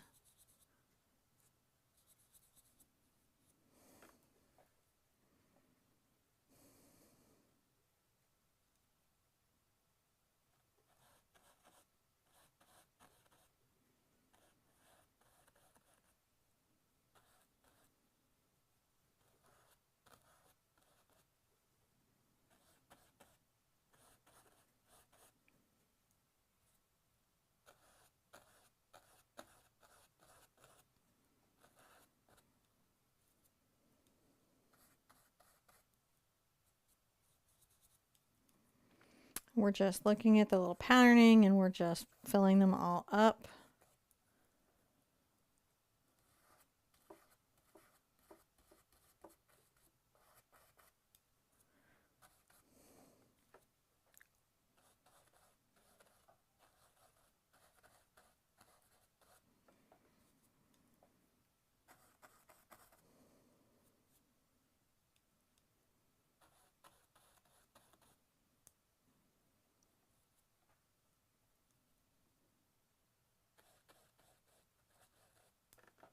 Okay, now while we're here, I'll rinse out. I'm going to grab a round brush. I'm going to grab a number 4 round. This is from my old Art Sherpa line, but listen, Simply Simmons has a number 4 round that's the same size in synthetic.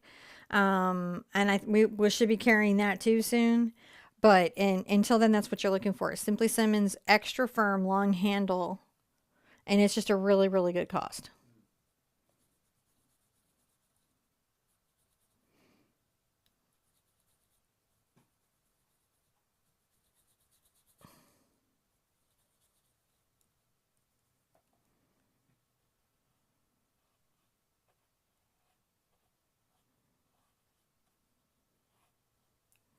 You're just going to take the time,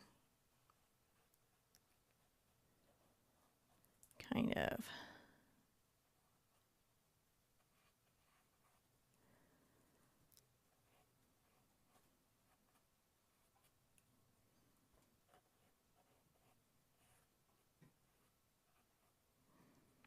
anywhere that you lost the lines up here, right?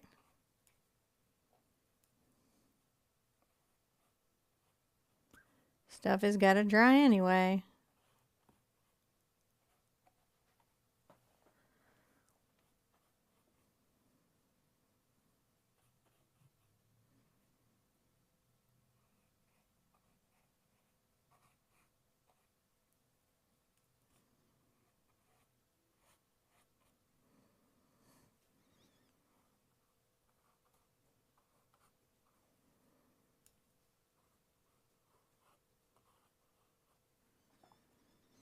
Just kind of Van Gogh it up.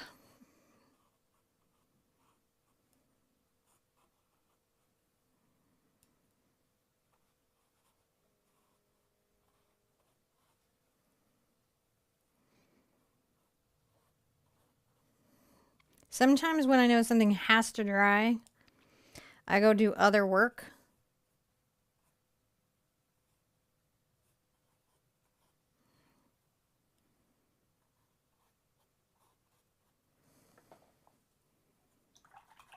Because it just lets everything have its moment. Let's grab a little of my yellow and my green and white.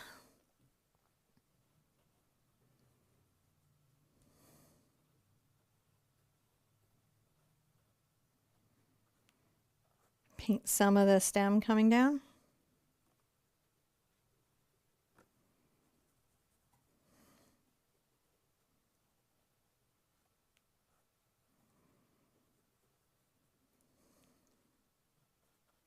Add a little yellow ochre.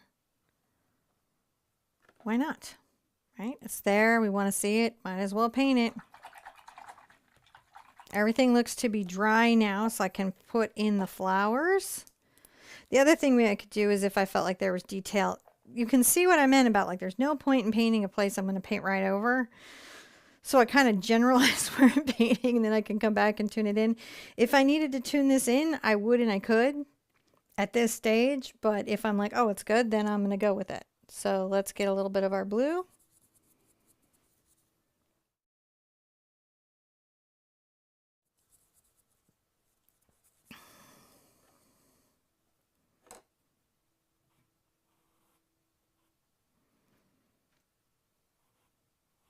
And back to my little filbert.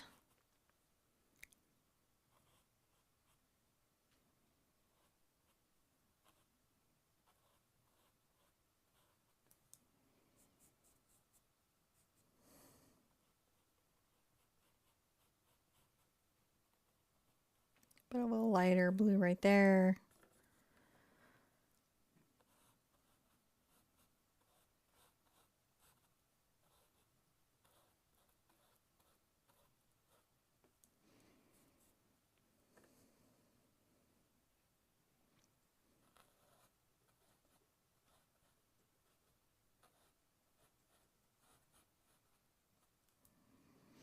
Kind of a little closed one.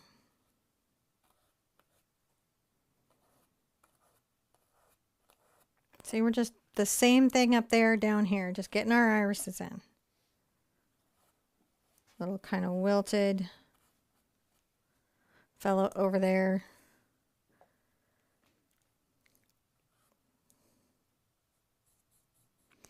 If you do a lot of reproductions and you have a lot of traditional still lifes, you're going to notice real quick that wilting and wilting flowers are an important part of the still life.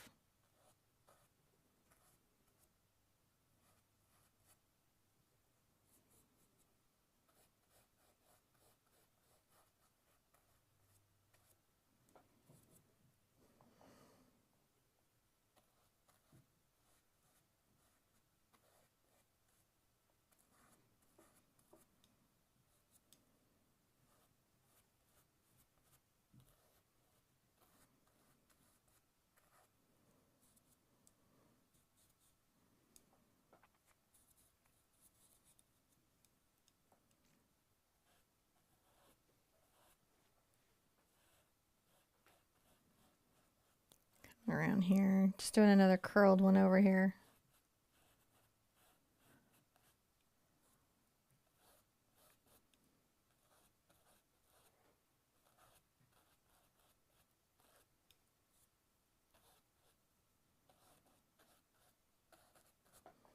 and wilting. Then I'm going to get my white, make a much lighter color.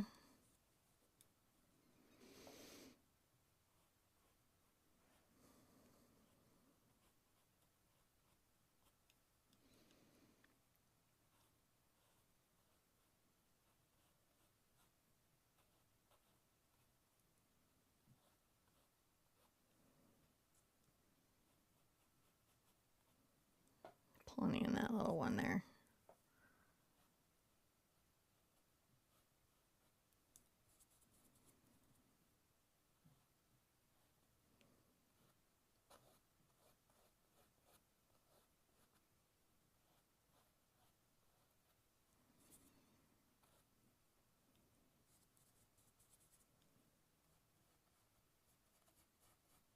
Kind of roughly paint that one because it's like all wilty.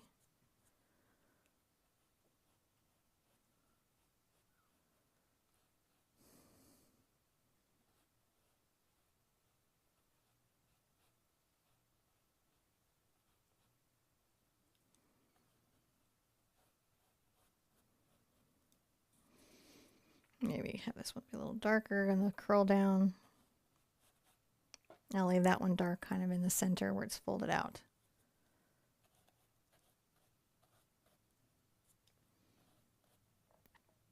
Little buds.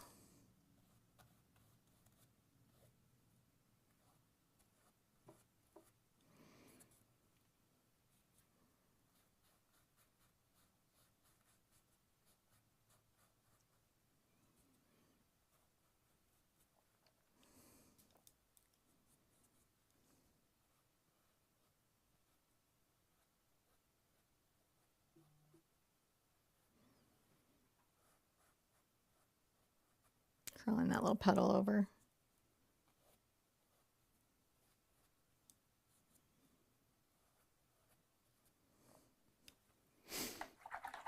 Okay, let's dry it. We'll come back and we'll make another step. Just another step. Just another step. On the step to the many flowers. On the step. Many flowers that are so. These are pretty flowers, though. I like the flowers.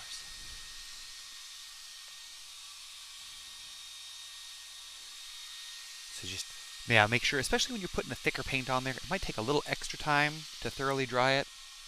Not a huge deal. You can always pause us. And the truth is, we tend to talk and chat a little while, which gives you guys time to, catch up in general. So, yeah, not a big deal. You can always just catch up with put pause. We'll get there. Okay, you ready for your next step? I am. You there? Yes. Hold on. You there? Yeah. I don't hear you. I'm not muted. No, your mic seems to. Is it died? That's weird. No, you should have. I'm gonna come check you for a second. Hold on a second. That's super.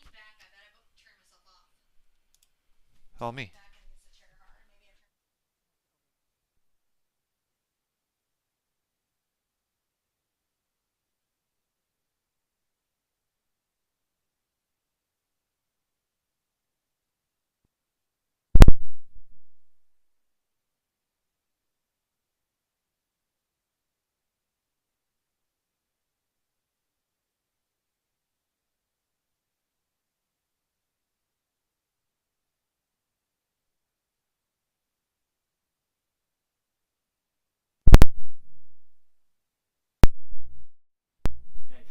All right.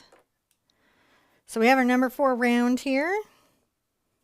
And come through and just grab some blue.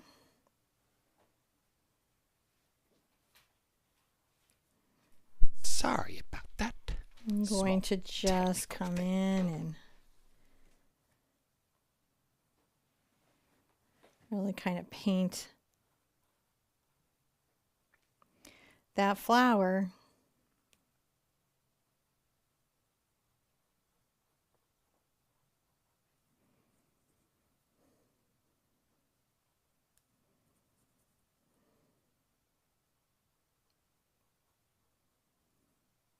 Like letting my brush strokes show.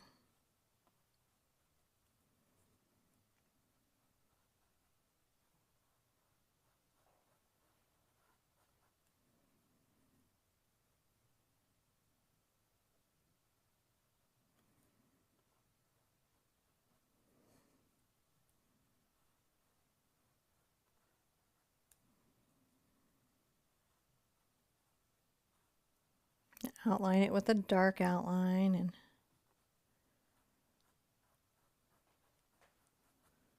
just, it's okay to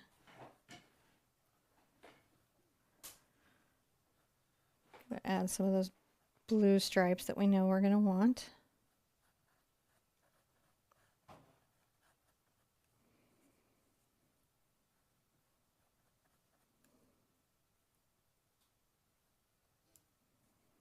And a little bit of a highlight up here.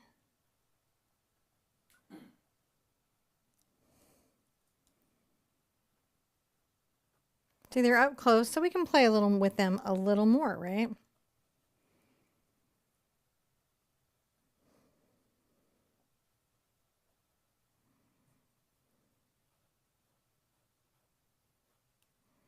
I like to get the darker blue and then make sure we've got little stripes.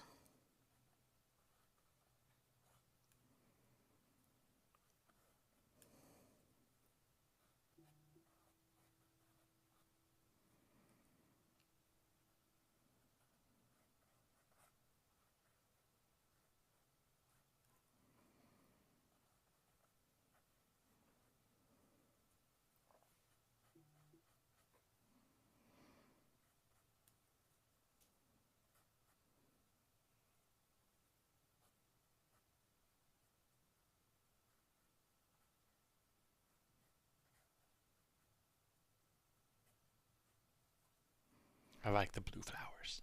Yeah, I do too.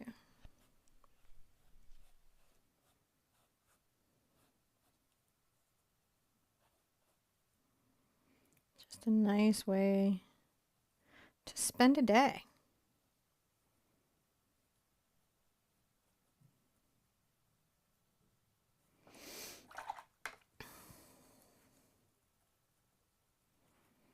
Now I can come in here and also grab a little bit of white.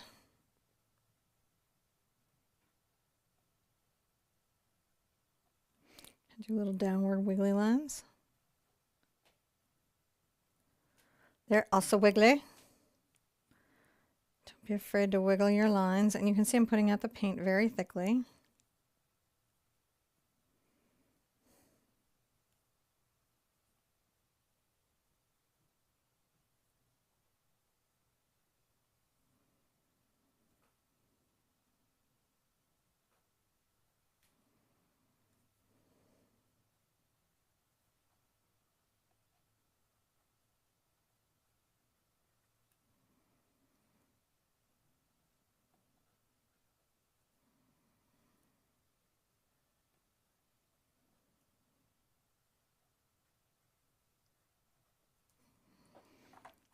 Just let them play.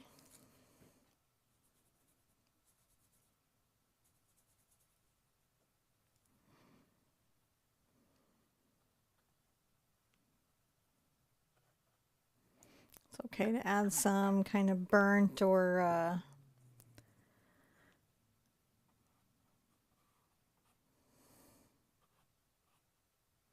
bit of thought to the little stems that you do see. A little brown in there. And then come in and get a little bit of my red and my yellow.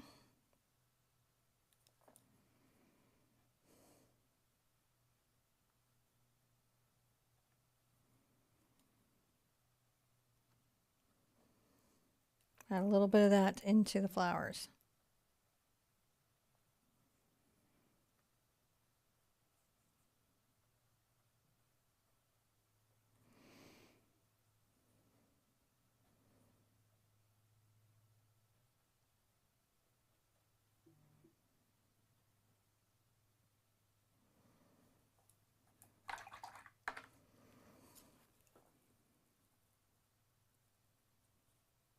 Little white and yellow.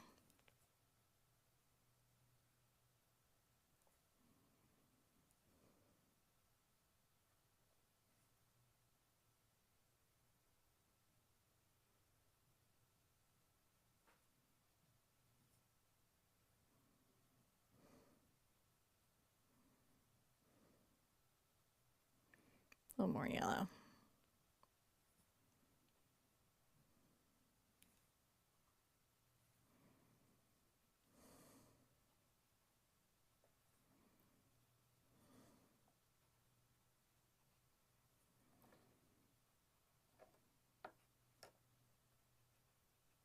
Play with those little highlights a bit. And there we go.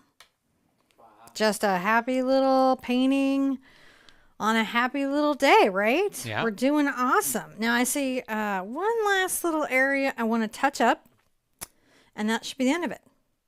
So if you guys will come back and let me finish the last little nudges and pull it all together. Pull it all together. The last little nudges. Actually, I think this looks really good. I can't wait to put this one up for myself because I kind of like it a lot. I like the blue flowers. They're just a little softer in the space, I think.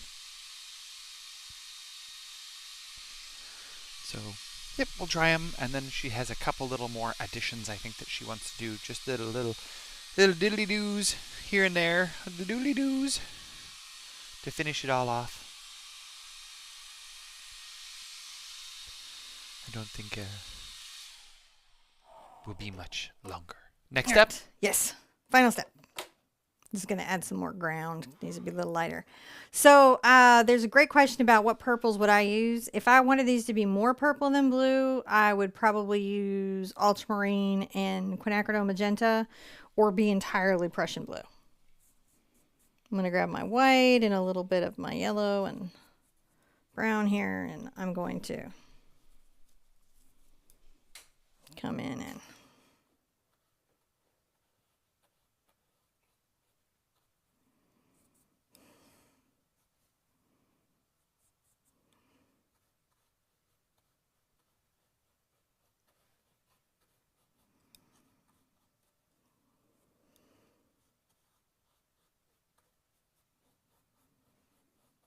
kind of lighten this up a bit.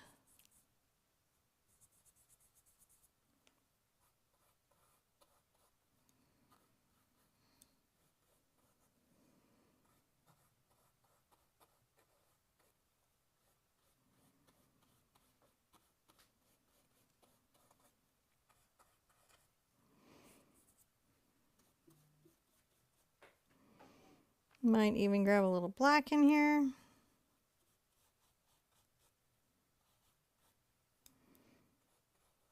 Couple places here that they added some black. Definitely want to add that.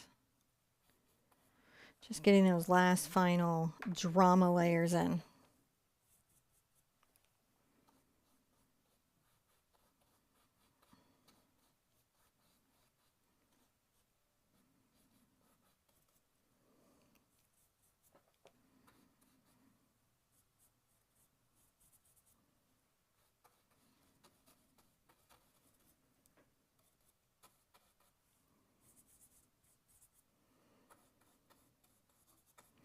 The other fun thing about coming in now is that you can kind of use up some of your paint that you might still have out on your palette. But we just want this ground to be just a little more dynamic.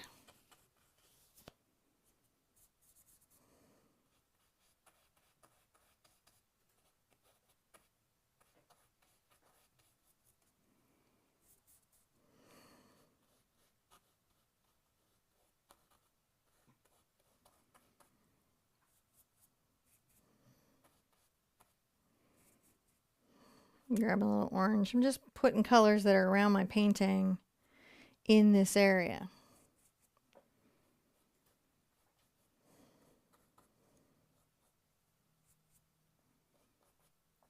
See how we're just making the ground just a little more dynamic? You know, you can go through and play with flowers, play up here, play anywhere. Just, there's not a take it too far kind of scenario. Right? You can just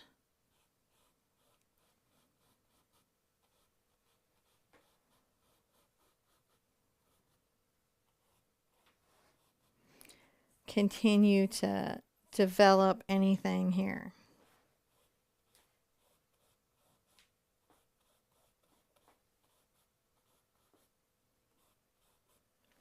See how we can even create focus on those leaves in the front. Focus, focus, focus, focus. A little focus doesn't hurt anybody.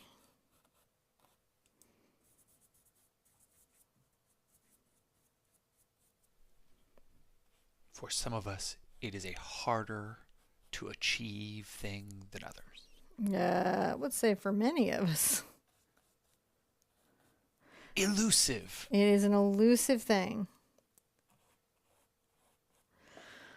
But these little touches sometimes are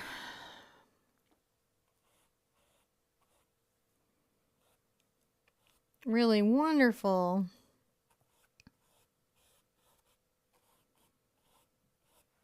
See, the layers will not be sorry for the layers, will we? No, it just makes more and more and more.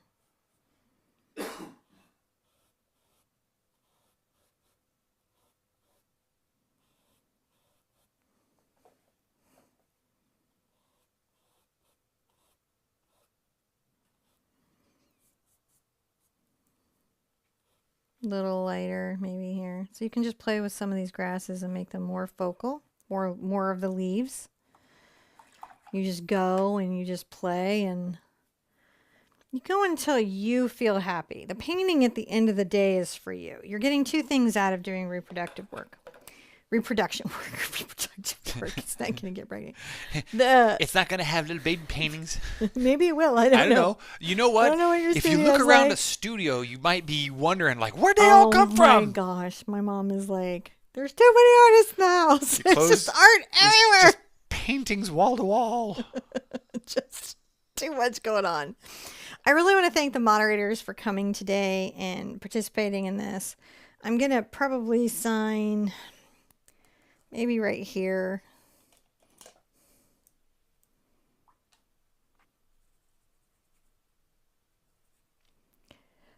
This weekend, now tomorrow I will drop, if you guys would like, I will drop tomorrow at this time a time lapse of the little butterfly elephants. You can kind of see what we're getting into Saturday, but it's very one hoot.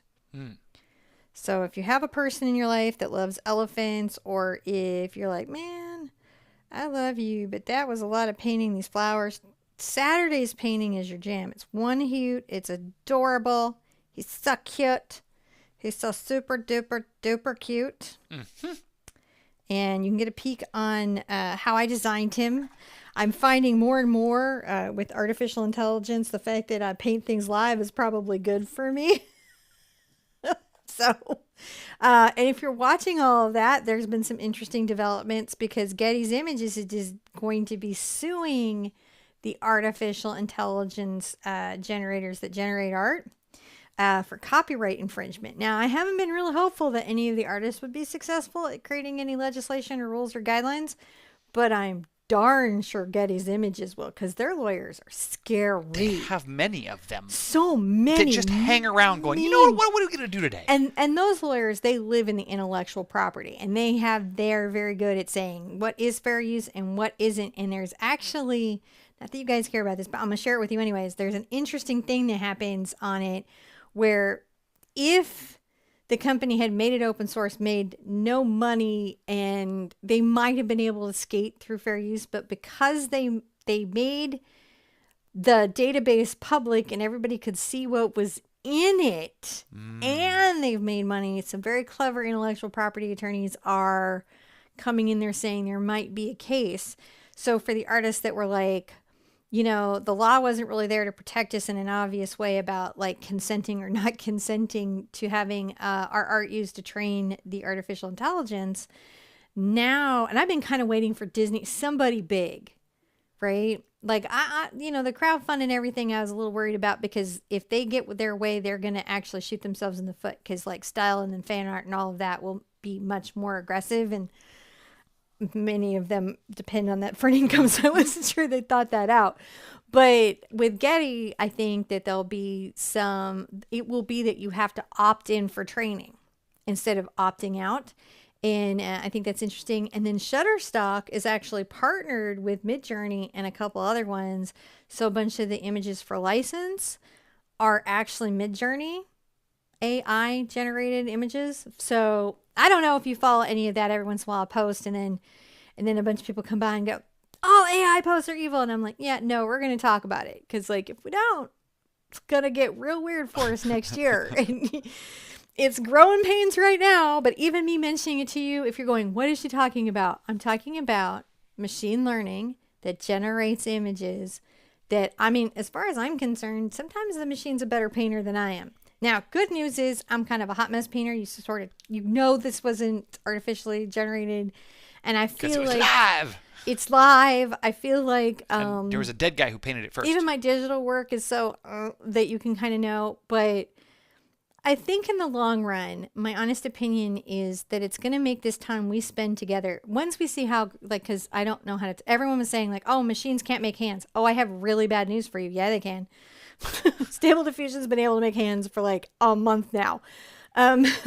So some of them can make hands. You just got to tell it the right way to make You just have to ask it the right way. I was really bummed to tell people that. But it doesn't matter because I think what we're going to learn to appreciate is the work that goes into a painting like this. The layers and the time and the effort, whether it's digital, whether it's traditional media, however we as artists create work, I think as human beings, maybe this will help us come back around and appreciate the work that we do and how we create and everything. And so, you know, keep an eye on that. I'll be talking about it from time to time because I think it's interesting.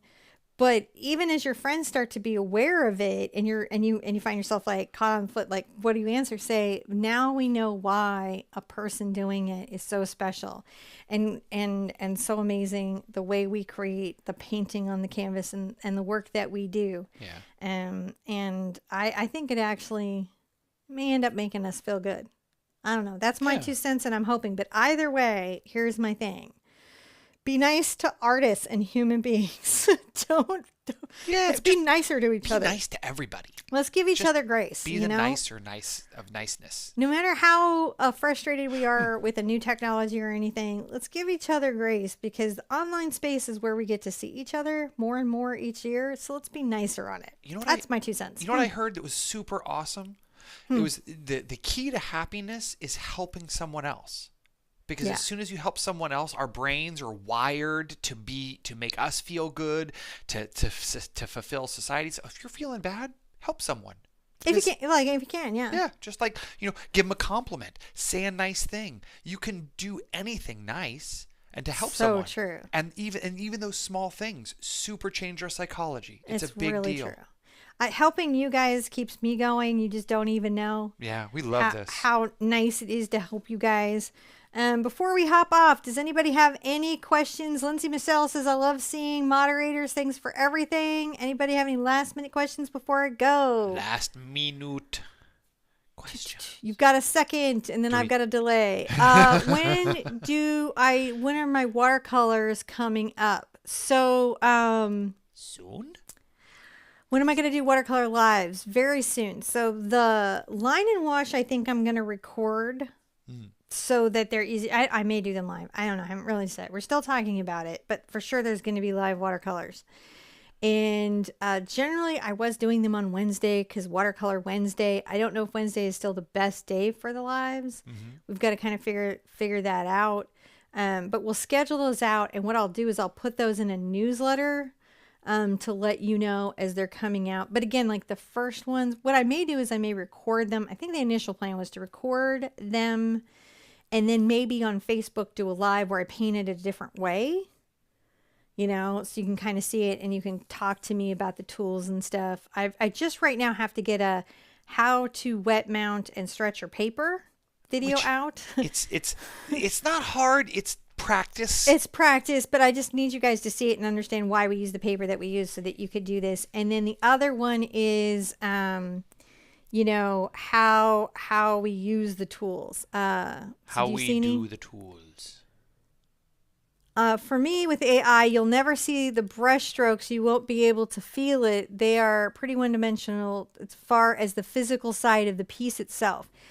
I kind of agree with that, Maggie, in that I think that AI will have a look, and as we become more exposed to it and everything, even as it mimics things well, because I think eventually somebody's going to hook it up to like a printer that paints, but I think that it will have a look and a feel, and I think there will be a bunch of artists that will figure out how to relate to the technology in a way that's both ethical and a boost for creativity. Like probably for stuff like references, like sometimes you just can't get a reference. Yeah. Right. And what you would do is like go into a 3D rendering site and build a world using, like the same sort of tools that build gaming environments, and then hit some lighting so you could see some stuff. But that's a very rarefied skill. This might fill that gap for some artists who need references that they don't have access to. I think there's some potential possibilities in that. Will the classes still have traceables? Yeah, watercolor classes always have traceables. And we do a lot of line and wash. If you go over to the watercolor channel, you can see a lot of the line and wash and how we do that. That's why the printouts are already lined for you.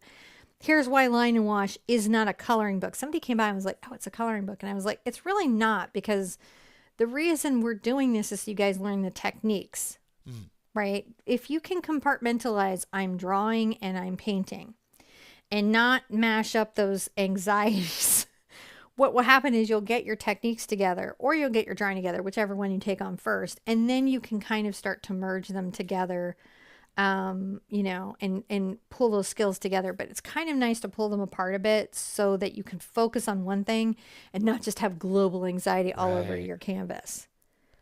Also, Jess says, AI does not have a soul.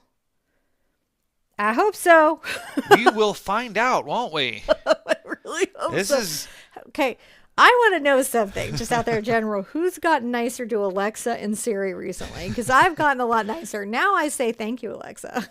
No, I do. I'm like, thank you, Siri.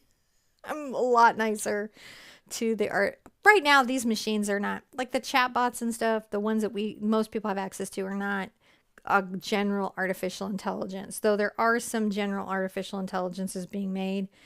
And there's some fascinating, far over my head debates going on about consciousness and the nature of consciousness and how we understand consciousness.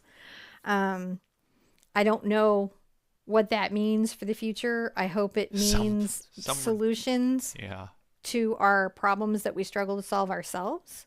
I hope fingers crossed, it's for the good, the betterhood of man. It should be. Would you frame or matte with watercolor? I matte and frame.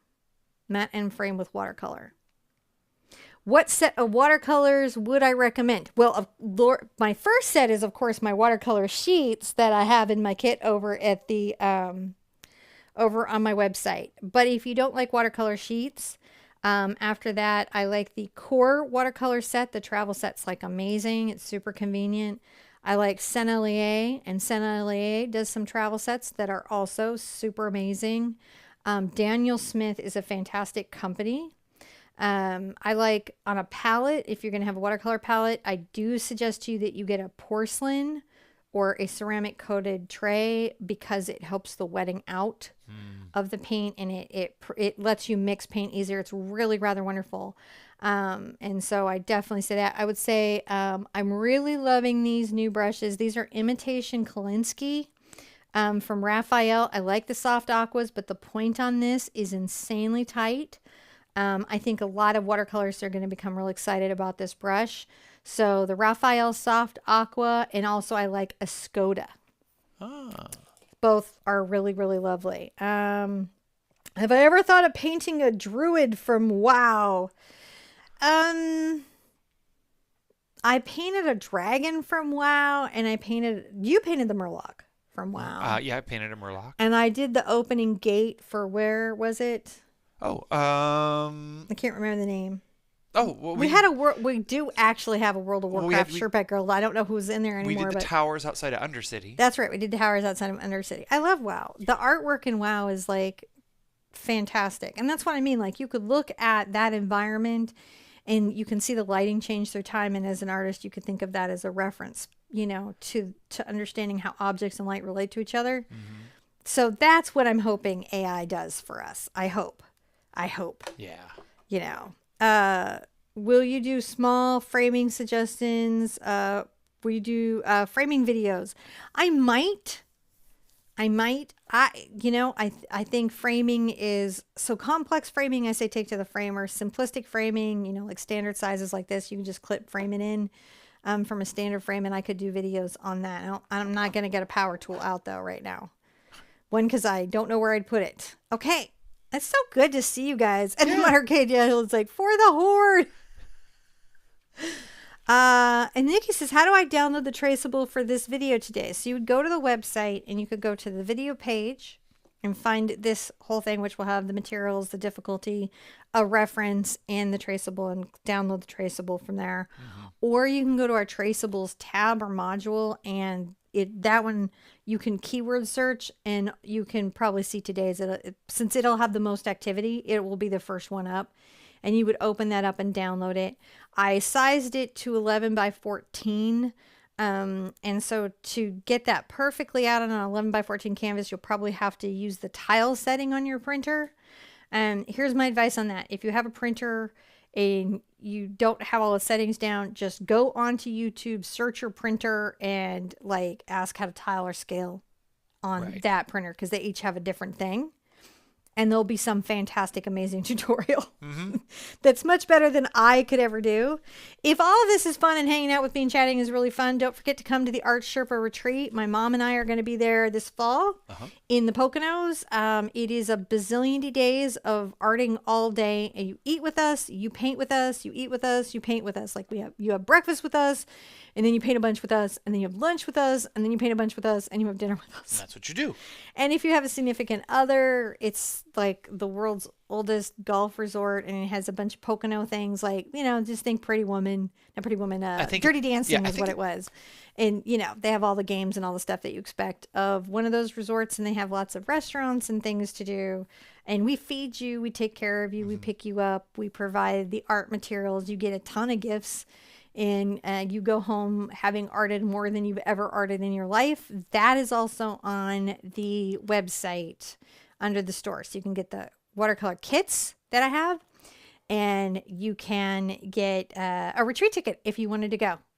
Because honestly, for the vacation, it's a pretty good deal, because we didn't raise the prices. Yeah. So it's a deal. I don't know how longer the world will have deals, but it is right now. So, and it is fantastic. So, look at everyone's talking about their WoW character. And I love WoW. Guys, be good to yourselves. It's so good to see you. I've hung out with you a minute after. We're going to try to do that a little more in the live shows. Just hang out with you a bit and say hi to everybody. So I see Irene and Rita and Amethyst and Nikki and Nora, and of course Karen. It's so good to see everybody. Thank you for coming today. Thank you for painting. Thank you for doing these strange little reproductions and things with me. I really appreciate you guys.